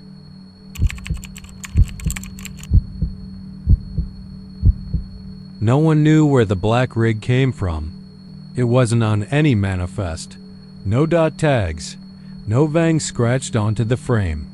The cameras at the truck stop on Route 67 caught it at exactly 2:46 a.m. on a Thursday, gliding up to the diesel pump like it had been there 100 times before, even though none of the workers recognized it. That pump had been down for 3 weeks. Power line got hit by a windstorm. No juice, just an empty island with an old squeegee, a cracked ashtray, and a nest of brown widows inside the pump panel. But on that grainy black and white footage, the pump lit up like Christmas the 2nd. The rig pulled in. The man who stepped out was tall, maybe 6'3", black boots, black jacket, black hat. His face was obscured, maybe a beard, maybe shadows, maybe both. He didn't walk so much as glide across the concrete. Didn't look around. Didn't fumble with a card or lift the nozzle. He just reached out and placed his palm on the side of the tank. And then the shadows came. They slithered out from underneath. The rig, curling like smoke in reverse pitch black tendrils that wrapped around his feet, up the tank, along the cab. One worker watching from inside said it looked like the shadows were feeding into the truck. Not into the tank, into the metal, like they were merging with it. The camera cut out for 4 seconds. GLITCHED. When it came back, the man was gone. So was the pump's flickering light, but the screen read, fuel complete. The rig showed up again 3 days later in Nevada, on the shoulder of Route 50, known to most as the loneliest road in America. A pair of tourists spotted it idling, with its hazard lights on, driver door wide open. No one inside, but the tourists both swore they heard something strange. A low hum, not mechanical. More organic. They said it sounded like a choir humming in a tunnel soft at first, then louder, as if dozens of voices were trapped somewhere under the hood. They didn't stay long. Later that night, a trucker named Wallace Pig Iron Dalton called in. A report. "I don't care if it makes me sound drunk," he said. "That thing passed me going uphill like I was parked. My gauges flipped out. My headlights dimmed like it was sucking the juice right out of my battery. And that sound ... Christ. It was like it was crying." Pig Iron said he tried to flag it down, tried to get the license plate, but there wasn't one. Just a dull black rectangle where a plate should have been. Like the metal refused to be identified. He never saw a driver, only a silhouette in the seat. Hands on the wheel. Still, motionless, like a mannequin waiting to wake up. The man later, identified as Cal Brewer, had been missing for 12 days. Cal was a veteran hauler. Drove reefers mostly. Clean record. No priors. Divorced. 2 kids. In Kansas, his last official job had been a haul out of Bakersfield, a load of frozen meat bound for Fort Worth. He never made it past El Paso. The freight company chalked it up to theft. Maybe Cal got jumped. Maybe he sold the trailer for cash. But his dispatcher Mitch, a guy who'd worked with Cal for nearly a decade, didn't buy it. Cal was strange, Mitch admitted. Didn't talk much, kept to himself. But he was solid, reliable, never once went off-grid until that night. Cal's last transmission came in at 11:58 p.m. on a private channel. All he said was, "Fuel's different out here. That's it. No." GPS pings after that. Just silence. Then 12 days later, his truck reappeared. They found it in a clearing near Abilene. It was parked dead center in a wide circle of burnt grass and blackened soil. The circle was perfect. Not a natural burn. No wildfire evidence. Just a clean, smooth ring like someone had drawn it with a compass and a flamethrower. The rig was idling, though no key was in the ignition. No one in the cab. The radio was hissing with static, even though it was unplugged. The fuel gauge read, full. Too full. Lab tests showed the tank contained a black sludge with no identifiable chemical signature. It wasn't diesel. Wasn't even liquid. It pulsed. Vibrated at a subsonic frequency they could feel in their bones. Then they opened. The sleeper. That's where they found Cal. He was curled up like a child, knees to chest, eyes wide open and glassy. His mouth was stuffed with black feathers. His fingernails were gone. His hands were literally fused to the inside of the cab, melted into the interior like wax. And still, somehow, the truck kept idling. The team that tried to tow it reported their own rig died the moment they hooked up the hitch. Engine killed. Radio scrambled. Every phone on site recorded nothing but static for the next 24 hours.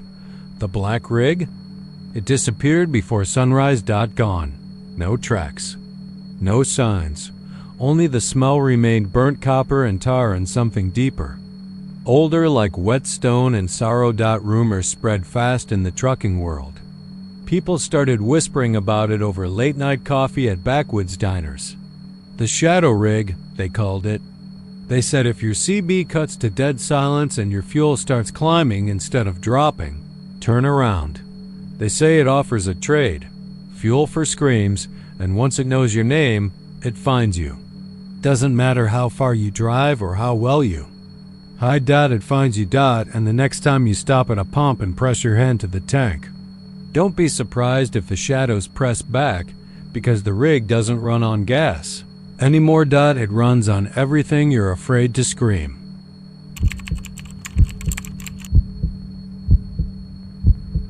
The thing about West Texas is it never feels empty until you're the only one left in it. It's all flat earth and boiling sky and miles of scrub that rattle like bones when the wind cuts across the plains. Out there, under all that open nothing, time stretches like a long-haul route with no load and no destination. Just you, your rig, and the miles humming under your tires like a heartbeat you're trying not to think about.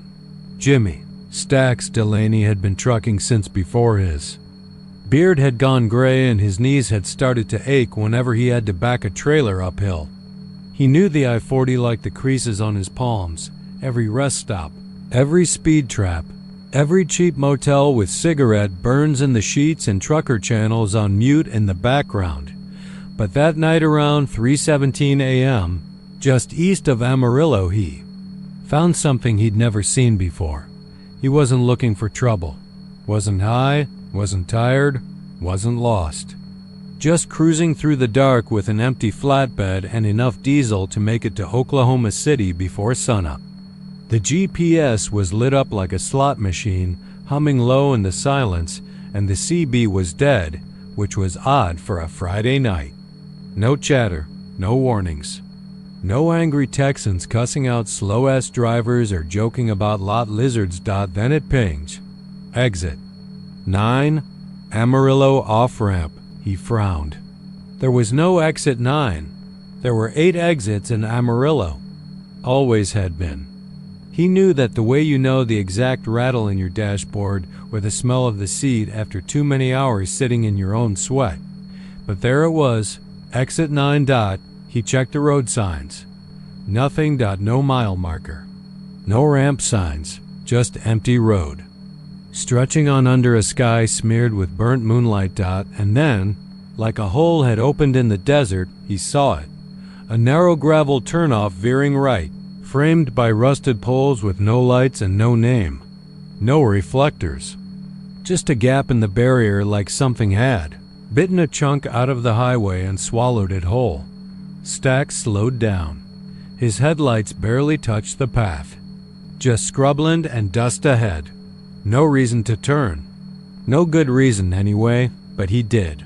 And the moment his wheels hit gravel, the GPS went dark. The CB let out a hiss like a snake being stepped on. And the air? The air got thick, like driving through smoke with no smell. The gravel path curled like a question mark through the sand.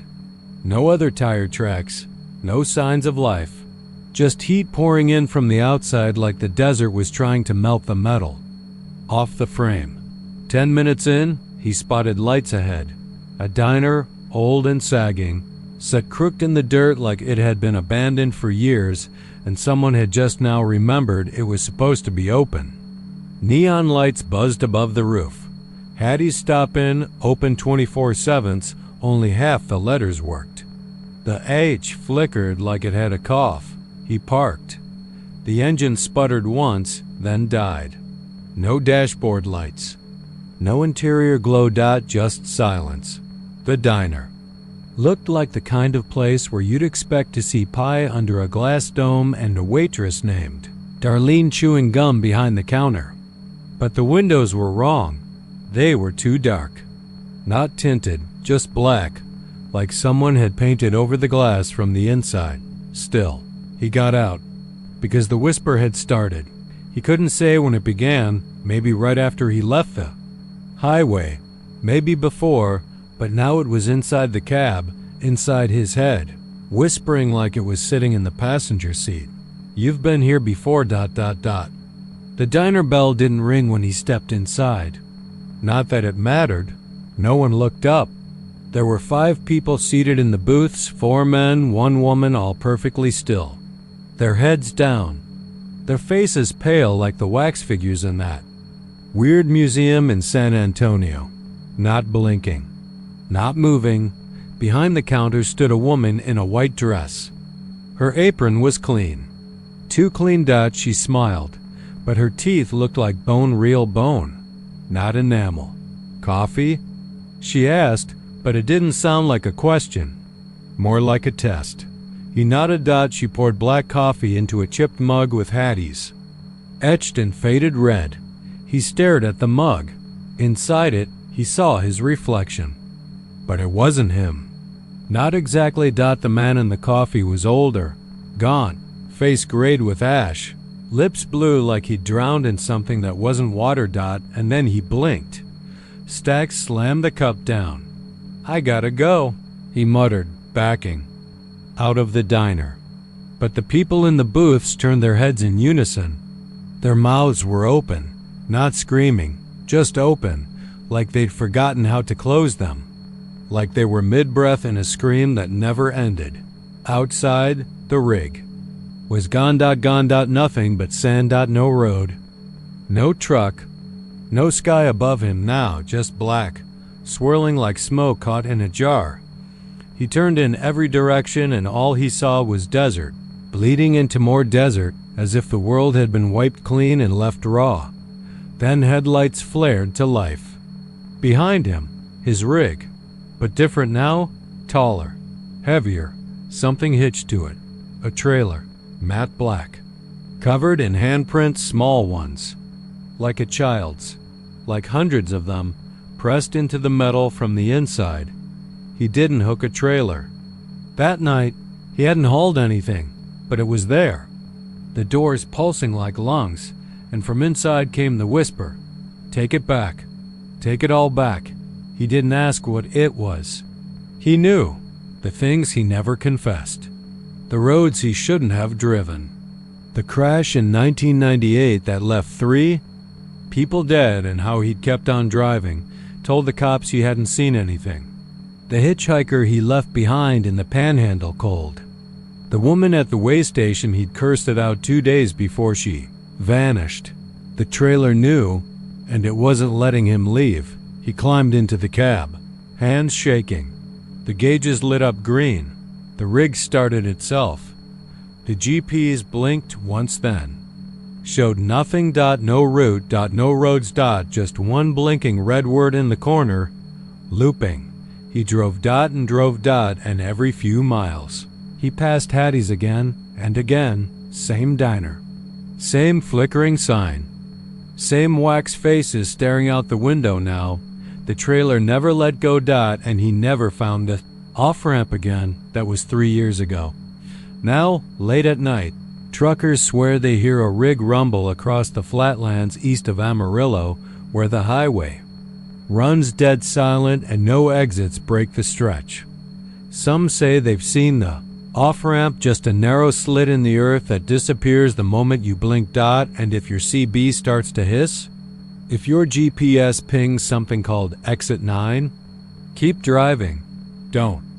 Slow down. Don't look in your mirrors, because if you see that black trailer behind you, it's already too late.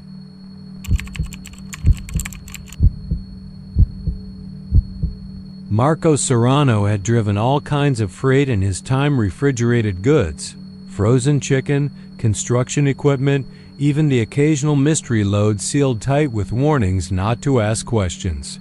But of all the jobs he'd worked, livestock was the one that wore him thin.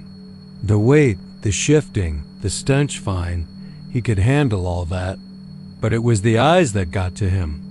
Cattle eyes, deep and black and sad, like they knew more about the world than they should. He'd run that Lubbock to Corpus livestock line more times than he could count. Knew every greasy spoon on the way down.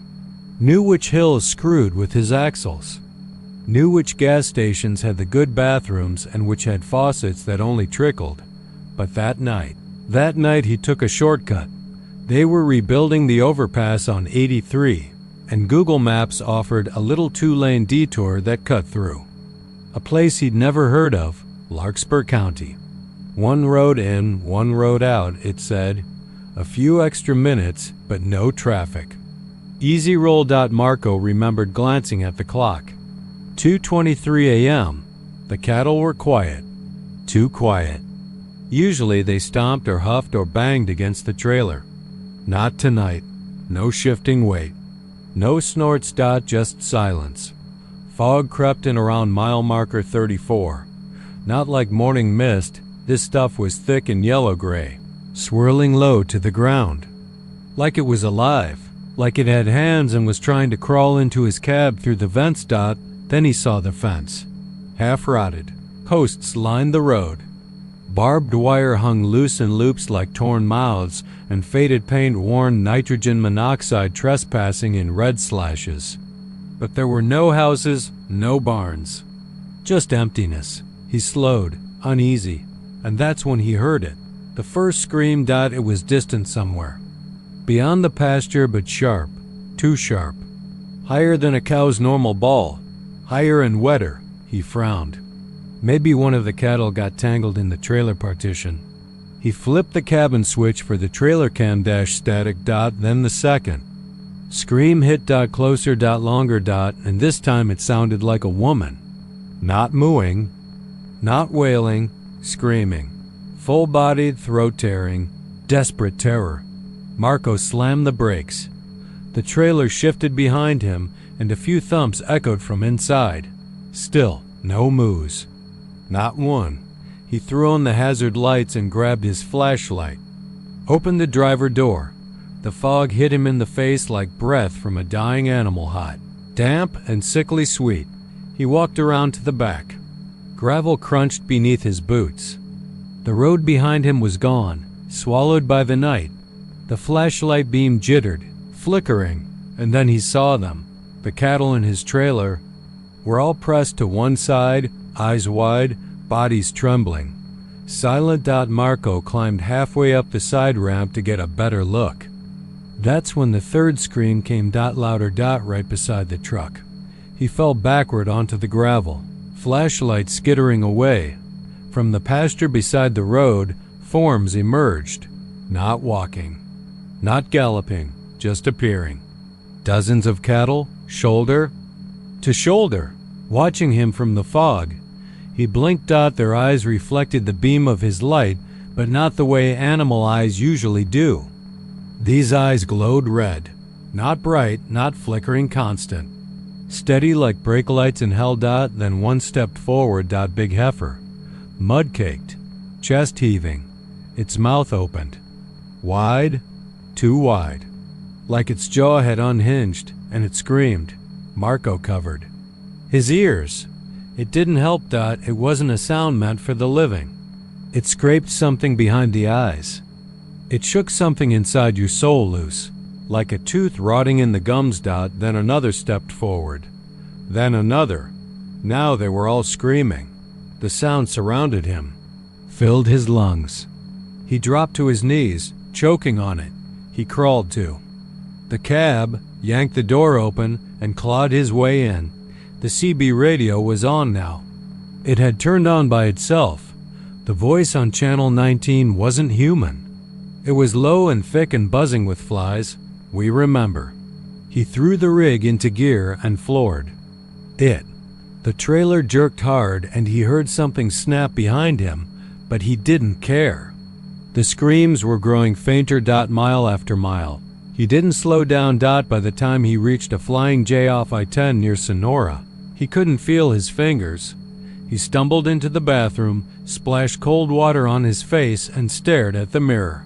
There were bloody scratches on his ears. A trickle of blood ran from one nostril. He called dispatch, told them he was sick, couldn't complete the run. He didn't even wait for their response. He opened the trailer out back. Every single cow was facing backward. Not one made a sound. Not then. Not ever again. They stood silently in their pens, day after day, never eating, never lying down, eyes dull and wet and wrong. The buyer euthanized the entire lot within the week. They never figured out why. Marco quit hauling livestock. Hell, he quit trucking altogether. Bought a used sedan and moved to El Paso. Found a job working security at a junkyard. He doesn't talk about that night. But sometimes, late at night, when the wind dies and the city lights dim just enough, he hears it again, a scream, low and buried. Not quite human. And somewhere in the fog of his dreams, a single message returns over and over again. We remember.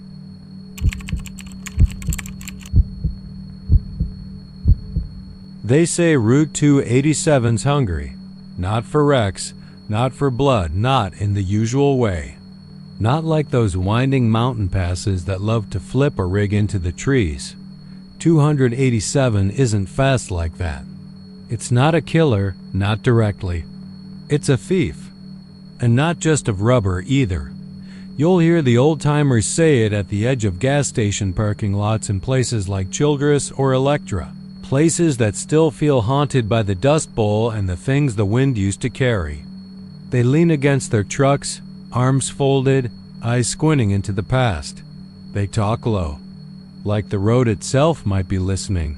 That stretch eats tires, they say, and if you're real unlucky, it'll eat you too. The thing is, there's no pattern to it, no logic. That's what makes it worse. You can be hauling fresh tires from a brand new factory. You can be riding with a full set just installed in Fort Worth. Doesn't matter. You can be on cruise control, perfect weather, open road, full tank, music playing low. Everything feels normal. And then nothing.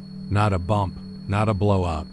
No warning. You're just on the rim. One of your tires is gone. Not shredded, not blown. Gone.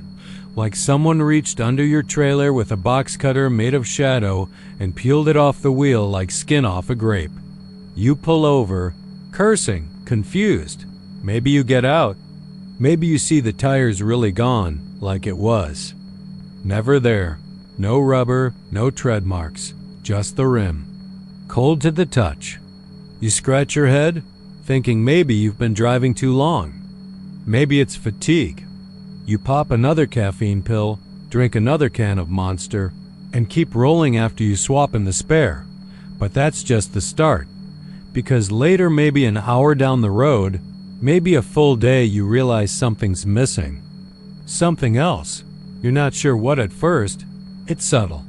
A nagging itch in the back of your head. Like a word on the tip of your tongue that refuses to show itself. For some folks, it's just a name. Maybe their old dog. Maybe a song they used to love. No big deal, right? But for others, it's bigger dot, like waking up and not remembering your sister's face. Or forgetting you ever had a first wife. Or looking at the photo of your son taped to your dashboard and feeling absolutely nothing. Like the picture was someone else's kid. 287 doesn't just take tires. It takes pieces. There was a guy I knew, ran by the name of Deke Morrison. Tall, chain smoker, eyes like yellow glass. Deke drove reefers out of Houston, up toward Amarillo. Every couple weeks. Good guy, sharp. Took pride in his rig, always kept her shining. One night, he called me from a gas station off 287.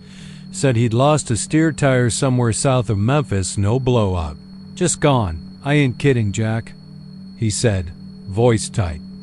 I felt it tug, like a weird lean. Pulled over and it was gone. Not flat gone. I looked behind me. Nothing. No rubber, no smoke. Not even a damn scuff on the road. I asked if he was all right. He paused, breathing heavy through the phone. I don't remember what I'm hauling. That froze me. Deke was meticulous. Knew every bill, every detail. Always said if you didn't know your load, you didn't deserve the wheel. It's a reefer trailer, he said. I remember that. But I can't remember what's inside.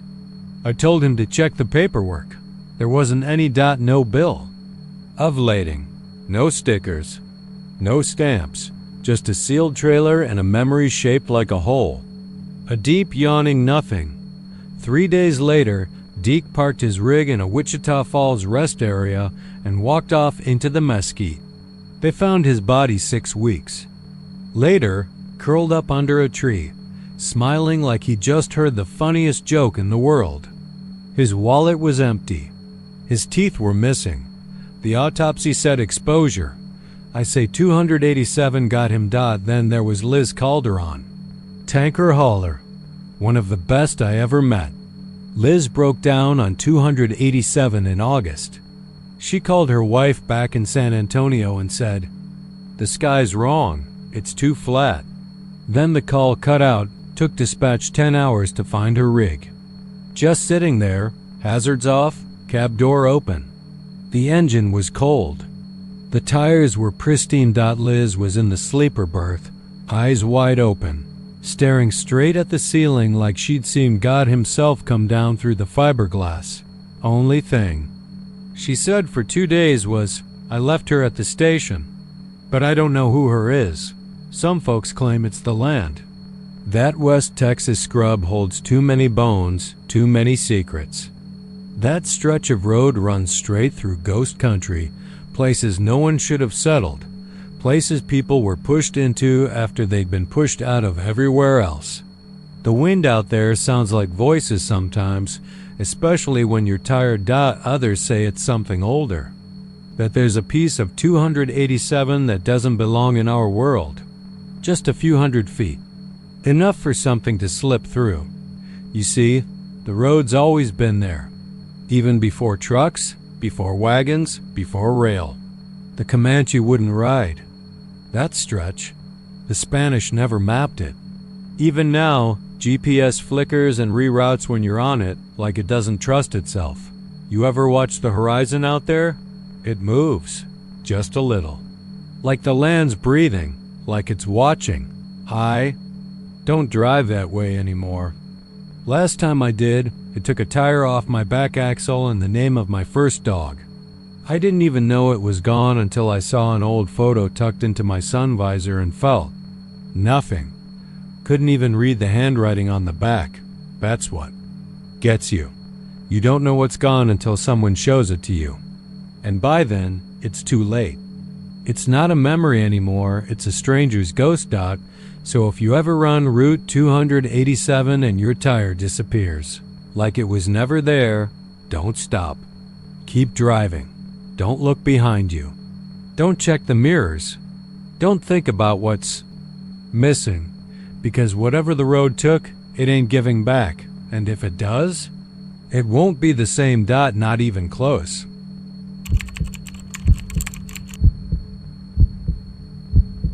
The first time I heard about him, I was sitting in a diner just outside Wichita Falls, nursing the worst cup of coffee west of the Mississippi and listening to two old-timers jaw over pecan pie and weather warnings. One of them leaned in low and said, "Heard someone picked up the raincoat again last night. Brakes failed just outside Henrietta. Kid wrapped his rig around a cottonwood tree like ribbon on a goddamn Christmas present." The other guy just muttered, "Fool, should've known better. I thought they were just talking ghost stories." You hear a lot of that out on the road. There's not much else to do when the highway stretches out forever, and the only music is static or preachers screaming about the end times. It was early spring, but that didn't mean much in Texas. The weather out here changes its mind like a drunk on payday. That night, I was rolling eastbound along Route 287 again, headed toward Dallas with a load of frozen meat. The air was heavy, thick with that electric tension that tells you a storm's not just coming, it's angry. I watched the sky boil in the mirrors, clouds fat and mean, rolling like bruises across the heavens. Somewhere around the Montague County line, the heavens cracked open. The kind of storm that eats smaller cars. Rain slapped the windshield like. It hated me personally, wipers on full blast doing next to nothing. Visibility? Might as well have been underwater. Then I saw him. He was standing on the right shoulder under a flickering green road sign that barely hung on to its bolts. A tall man, maybe 6'2", wearing a long yellow raincoat with the hood pulled low over his head. Just standing there, calm in the chaos, thumb out like he was waiting for a bus on a sunny afternoon. No umbrella, no bag, no fear. I should have kept driving. Every voice in my head screamed not to stop. My gut twisted like a snake. But the road does strange things to a man, especially in the dead hours. You think you're tough, think you're rational, but then you go long enough without sleep, with nothing but the engine hum and the occasional buzz of the CB, and you start making bad decisions. I braked and pulled to the shoulder. He didn't move until I leaned over and popped the passenger door. "You heading east?" he asked, voice like gravel soaked in rainwater. "Yeah," I said, trying not to look too hard at his face. I couldn't see it anyway. Just shadows. Under that yellow hood dot he climbed in. No sound, no wet squish of boots, nothing. Just the soft squeak of the passenger seat as he settled in. No steam off him, no soaked clothes, even though the rain was torrential. Just a faint, musty smell like wet leaves in a metal drum. We rolled on Dot at first. He was silent. So was I. I've never been one for small talk, especially not in the middle of a storm. But there was something about the silence that felt unnatural. Too complete. I turned on the radio just to break it, but it spat nothing but white noise. Every station. Even the CB was dead. No truckers, no chatter, no weather warnings. Just static. "You drive this stretch often?" he asked after a while. "Yeah." "Every few weeks," he nodded, slow and deliberate. "Dangerous road. People forget that. Flat doesn't mean safe. Storm like this, I don't forget anything." "You will," he said. "You will soon." I laughed, but it sounded wrong. too loud in the cab. What's that supposed to mean? He didn't answer. The lights on my dash blinked. Just once. Like a hiccup in the wiring. Then again, more urgent. I looked down, battery light, ABS light, brake system light. All flaring red. What the hell? I muttered. The engine sounded fine, but the steering felt loose, like the truck didn't want to stay on the road. I tapped the brakes. Nothing. The pedal went soft. Then it hit the floor like it wasn't even connected to anything. No, no, no, I muttered, trying again. Still nothing. No response. We were doing 65 through one of the slickest stretches of highway in the county, and I had no brakes. I turned to him. You hear that? I've got no. He was gone. Not like he'd opened the door and stepped out. Not like he'd vanished. Into thin air. More like he'd never been there at all. The seat wasn't wet. There were no footprints. Just a few drops of yellow paint smeared across the seatbelt latch dot, and then the wind picked up. It howled through the seams of the cab. Like a scream. I white-knuckled the wheel, downshifted, prayed the tires wouldn't lock on the slick road. I could see the lights of a gas station up ahead, a blur in the rain, and I aimed for it. I jackknifed the trailer into a wide gravel lot and slammed into a ditch, snapping a fence post and nearly rolling the whole rig. When I came to, I was upside down, pinned in by my seatbelt, bleeding from the temple. The paramedics said I was lucky to be alive. Said they'd never seen brakes fail that clean before. Told them about the man in the yellow raincoat. They didn't laugh out one of the EMTs.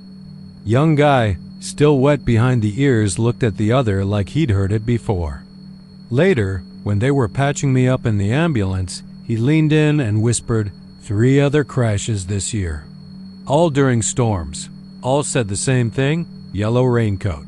Disappeared before the brakes went. You're the only one who made it.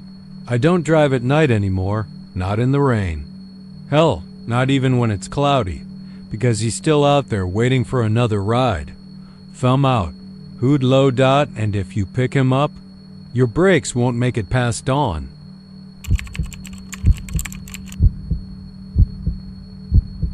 They tell you not to stop at the Van Horn rest stop after midnight. Ask any long-haul driver who's been in the game more than a year, they'll say it plain. Keep rolling or keep someone close. But Curtis Weaver didn't believe in ghost stories. 38 years on the road had hardened him like old leather. He'd hauled everything, lumber, cattle, crude oil. He'd driven through wildfires, tornadoes, even once during a Category 1 hurricane in Mississippi. The idea of some desert ghost haunting truckers made him laugh until he saw the footage. It came from a buddy of his, Len Ridley. Len was a YouTube junkie, always checking forums and dashcam channels. That night in February, while parked at a dusty way station near Sierra Blanca, Len played a clip on his phone. It was grainy and dark, barely visible save for the faint yellow glow of a rest stoplight. But there was a man standing there, still, unmoving, watching the back of a parked rig. Now look close, Len said, jabbing a sausage finger at the key. Screen. Zoom in right here. The camera jolted slightly as a digital zoom kicked in. The face came into focus, or something like a face. A man, tall, pale, gaunt. Long, bony arms hanging too low by his sides. But his eyes, they weren't eyes at all, just holes. Deep, symmetrical, and perfect. Like someone had scooped them out with a melon baller. Not burned out. Not bruised. Just missing. Curtis turned away from the screen. Jesus, Len. That's gotta be edited. But Len shook his head. 3 drivers gone in 3 weeks. 1 here at this rest stop, 1 outside Lubbock, 1 south of Midland. No signs of struggle. Doors locked from the inside. No sign of trauma. Just gone.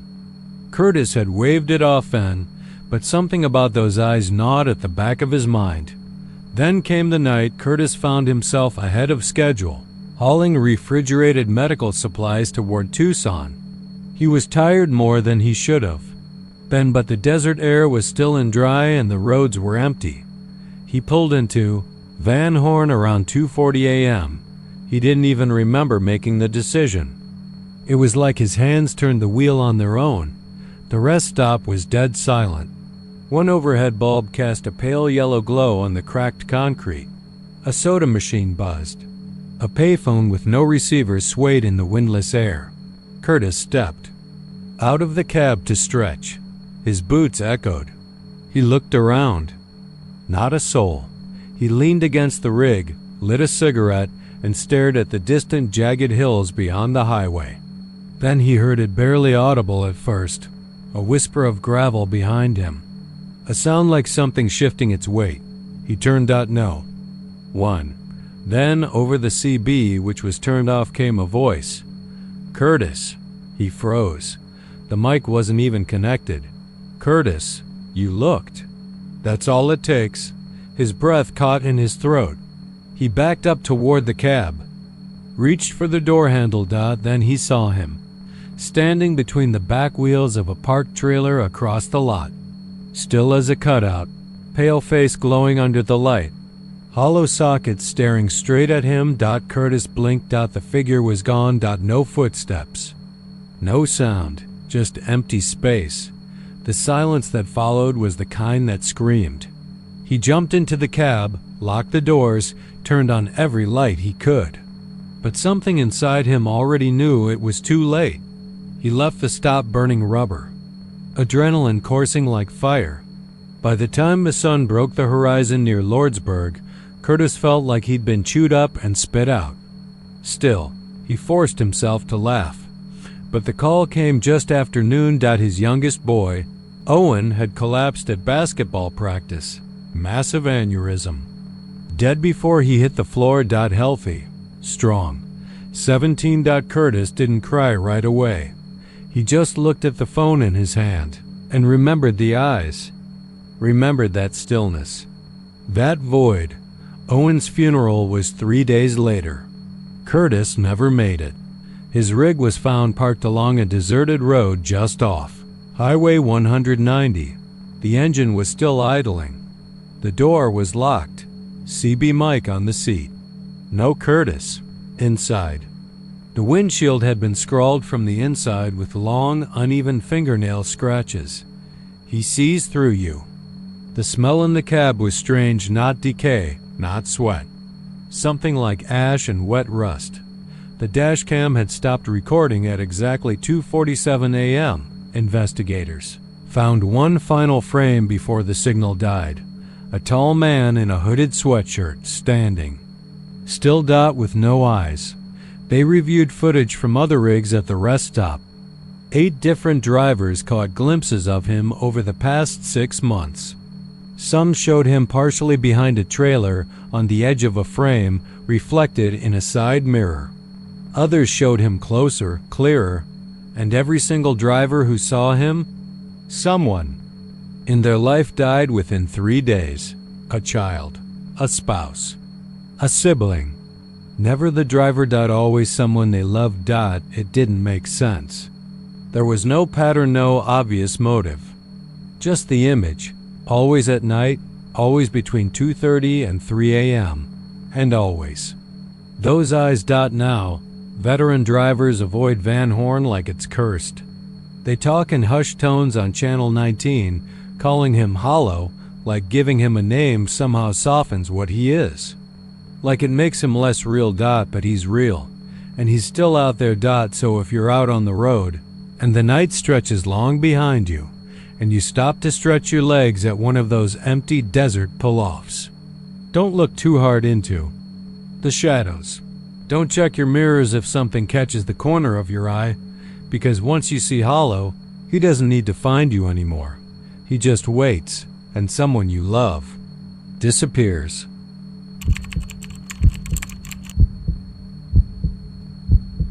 They said the road was cursed long before the highway department laid the blacktop.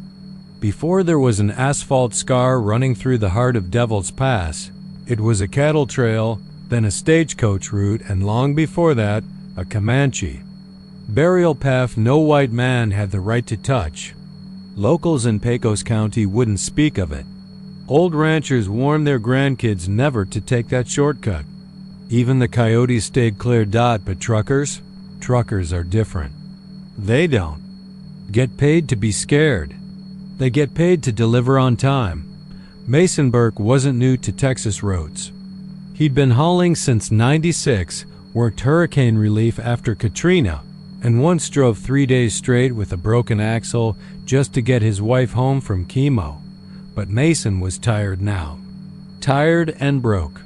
The kind of broke where you say yes to any load because the mortgage is past due and your kid needs braces you can't afford. The dispatcher didn't warn him. They never do. Just said it was a simple overnight run. Oil-Field tools from El Paso to Del Rio, cutting south across State Route 285. Mason punched it into his GPS and saw the familiar stretch through Devil's Pass pop up. He paused for a second, thought about going around. But that would add 2 hours, and 2 hours meant overtime. And overtime meant the company would find someone else. Next time, he took the pass. He shouldn't have. It started with the radio. Mason kept his CB on low, a background hum that made the miles pass faster. He was just coming up on mile marker 51, nothing but open scrubland and thorn brush on either side when the signal fizzled out. Not static, something worse, like gurgling, like wet breath. Then the words came through, garbled, choked. You forgot to pay. Mason jerked upright, switched channels, all dead. Switched off the unit entirely. Heart thumping against the ribs like a boot against a locked door. He told himself it was a prank. Some sick kid with a pirate signal. Then he saw it, just past the curve. Where the rock walls turned sheer and the desert pressed in like a coffin stood a toll booth. An honest-to-God concrete toll booth in the middle of the highway, complete. With a rusted pole arm and a booth barely big enough for a man to stand in. No lights, no sign of power. Just a smeared glass window with something red flaking along the edges. At first, Mason thought it was abandoned. Then he saw the drawer slide open. It made a screeching sound, metal on metal. Inside was a single thing. A blade, old, rusted, serrated. Carved into the steel of the drawer were 4 words. Pay in blood. Only blood. He laughed. Nervously.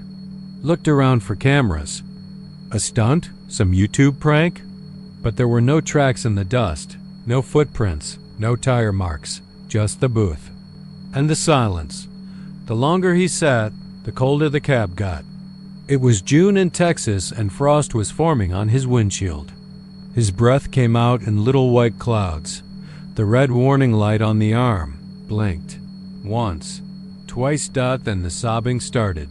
From inside the booth. Not loud, not theatrical. Just low, broken sobs.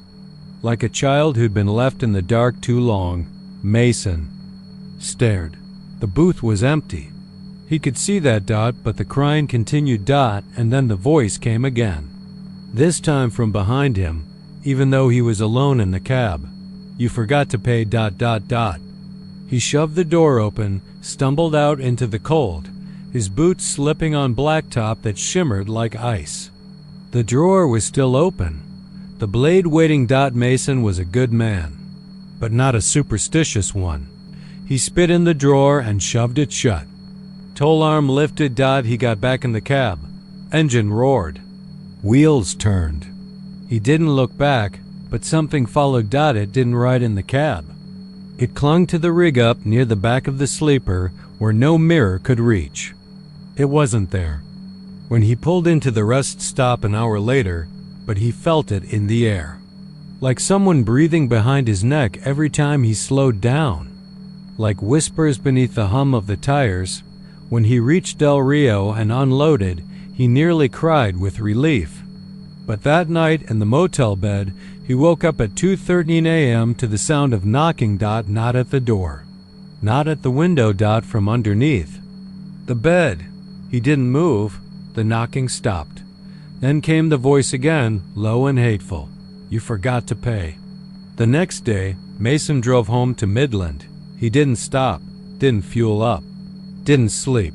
When he reached his house, his wife was gone. Her phone on the counter, her purse untouched.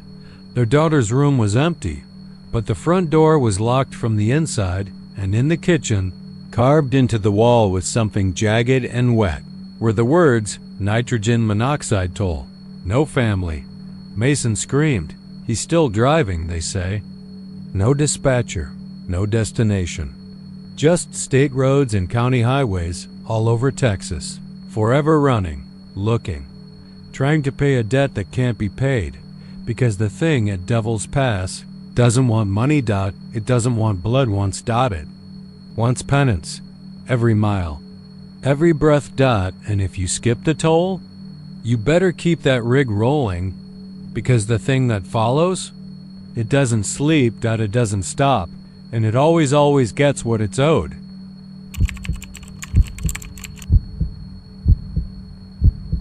They said the road was cursed long before the highway department laid the blacktop. Before there was an asphalt scar running through the heart of Devil's Pass, it was a cattle trail, then a stagecoach route, and long before that, a Comanche burial path no white man had the right to touch. Locals in Pecos County wouldn't speak of it. Old ranchers warned their grandkids never to take that shortcut. Even the coyotes stayed clear. But truckers are different. They don't get paid to be scared. They get paid to deliver on time. Mason Burke wasn't new to Texas roads. He'd been hauling since '96, worked hurricane relief after Katrina, and once drove 3 days straight with a broken axle just to get his wife home from chemo. But Mason was tired now. Tired and broke.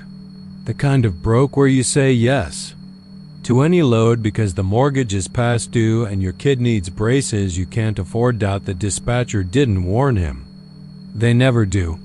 Just said it was a simple overnight run. Oil field tools from El Paso to Del Rio, cutting south across State Route 285. Mason punched it into his GPS and saw the familiar stretch through Devil's Pass pop up. He paused for a second, thought about going around. But that would add 2 hours, and 2 hours meant overtime. And overtime meant the company would find someone else. Next time, he took the pass. He shouldn't have. It started with the radio. Mason kept his CB on low, a background hum that made the miles pass faster. He was just coming up on mile marker 51, nothing but open scrubland and thornbrush on either side when the signal fizzled out. Not static. Something worse. Like gurgling, like wet breath. Then the words came through, garbled, choked. You forgot to pay. Mason jerked upright, switched channels, all dead. Switched off the unit entirely, heart thumping against the ribs like a boot against a locked door. He told himself it was a prank. Some sick kid with a pirate signal. Then he saw it, just past the curve, where the rock walls turned sheer and the desert pressed in like a coffin stood a toll booth. An honest-to-God concrete toll booth in the middle of the highway, complete, with a rusted pole arm and a booth barely big enough for a man to stand in. No lights, no sign of power. Just a smeared glass window with something red flaking along the edges. At first, Mason thought it was abandoned. Then he saw the drawer slide open. It made a screeching sound, metal on metal. Inside was a single thing. A blade. Old, rusted, serrated. Carved into the steel of the drawer were 4 words. Pay in blood. Only blood. He laughed. Nervously. Looked around for cameras. A stunt? Some YouTube prank? But there were no tracks in the dust. No footprints. No tire marks, just the booth. And the silence. The longer he sat, the colder the cab got. It was June in Texas, and frost was forming on his windshield. His breath came out in little white clouds. The red warning light on the arm blinked, Once, twice. Then the sobbing started. From inside the booth. Not loud, not theatrical. Just low, broken sobs. Like a child who'd been left in the dark too long. Mason stared. The booth was empty. He could see that. But the crying continued. And then the voice came again. This time from behind him, even though he was alone in the cab. You forgot to pay. He shoved the door open, stumbled out into the cold, his boots slipping on blacktop that shimmered like ice. The drawer was still open. The blade waiting. Mason was a good man, but not a superstitious one. He spit in the drawer and shoved it shut. Toll arm lifted. He got back in the cab. Engine roared. Wheels turned. He didn't look back, but something followed. It didn't ride in the cab. It clung to the rig up near the back of the sleeper where no mirror could reach. It wasn't there when he pulled into the rest stop an hour later, but he felt it in the air, like someone breathing behind his neck every time he slowed down, like whispers beneath the hum of the tires. When he reached Del Rio and unloaded, he nearly cried with relief. But that night, in the motel bed, he woke up at 2:13 a.m. to the sound of knocking. Not at the door, not at the window. From underneath the bed. He didn't move. The knocking stopped. Then came the voice again, low and hateful. You forgot to pay. The next day, Mason drove home to Midland. He didn't stop, didn't fuel up, didn't sleep. When he reached his house, his wife was gone. Her phone on the counter, her purse untouched. Their daughter's room was empty, but the front door was locked from the inside, and in the kitchen, carved into the wall with something jagged and wet, were the words, nitrogen monoxide toll. No family. Mason screamed. He's still driving, they say. No dispatcher, no destination. Just state roads and county highways all over Texas, forever running, looking, trying to pay a debt that can't be paid because the thing at Devil's Pass doesn't want money. It doesn't want blood once. It wants penance, every mile, every breath. And if you skip the toll, you better keep that rig rolling, because the thing that follows, it doesn't sleep. It doesn't stop, and it always gets what it's owed. East Texas has a way of hiding things, not like New England, where the mist rolls in like a ghost's breath and the pines whisper through old walls. No, Texas doesn't whisper. Texas waits. It stretches out wide and silent, with thick woods, and 2-lane roads that vanish into themselves. Out here, you don't stumble upon things. They find you, and that's where Gravestand is or was. You won't find it on GPS. Ask the state records, and they'll tell you no such town existed. But if you stop in Rusk, maybe sip coffee at Lacey's Diner after 10 p.m. when the truckers start rolling through, they'll tell you otherwise. They'll lean in low, smell like diesel and menthols, and say that Gravestand was real. Just off FM 1069, right before the turn that doesn't exist anymore. Back when people stopped for fuel, a pack of smokes, or just to stretch their legs in. The glare of a humming overhead lamp, but it burned down. Or it collapsed, or it got swallowed by the land. The stories disagree. Some say the ground opened up beneath it, like the earth just grew tired and gave up. Some say something came out of the woods one night and no one stopped it. Whatever happened, the town was erased. Not abandoned erased except for the lights. Red ones. They float over where the truck stop used to be, just above the tree line. Sometimes just one, sometimes 3, depending on the night. They glow dim, like distant brake lights in heavy fog. They don't move fast, don't flicker or burn out. And if you see them, you better keep driving. No matter how tired you are, no matter how lost you feel, because if you follow them, you don't come back the same. Or sometimes, you don't come back at all. B.O. Henderson did. Once, he was a rig man, 20 years on the road. Big belly, bushy mustache, voice like gravel, scraped on tin. Said he'd seen the worst of America from the cab of his Kenworth. Snowstorms in Utah, junkies trying to rob him outside Tucson, a man trying to jump off an overpass outside Baton Rouge. Nothing scared B.O. but Gravesstand did. Told the story only once, to his cousin Ricky, then he stopped speaking entirely.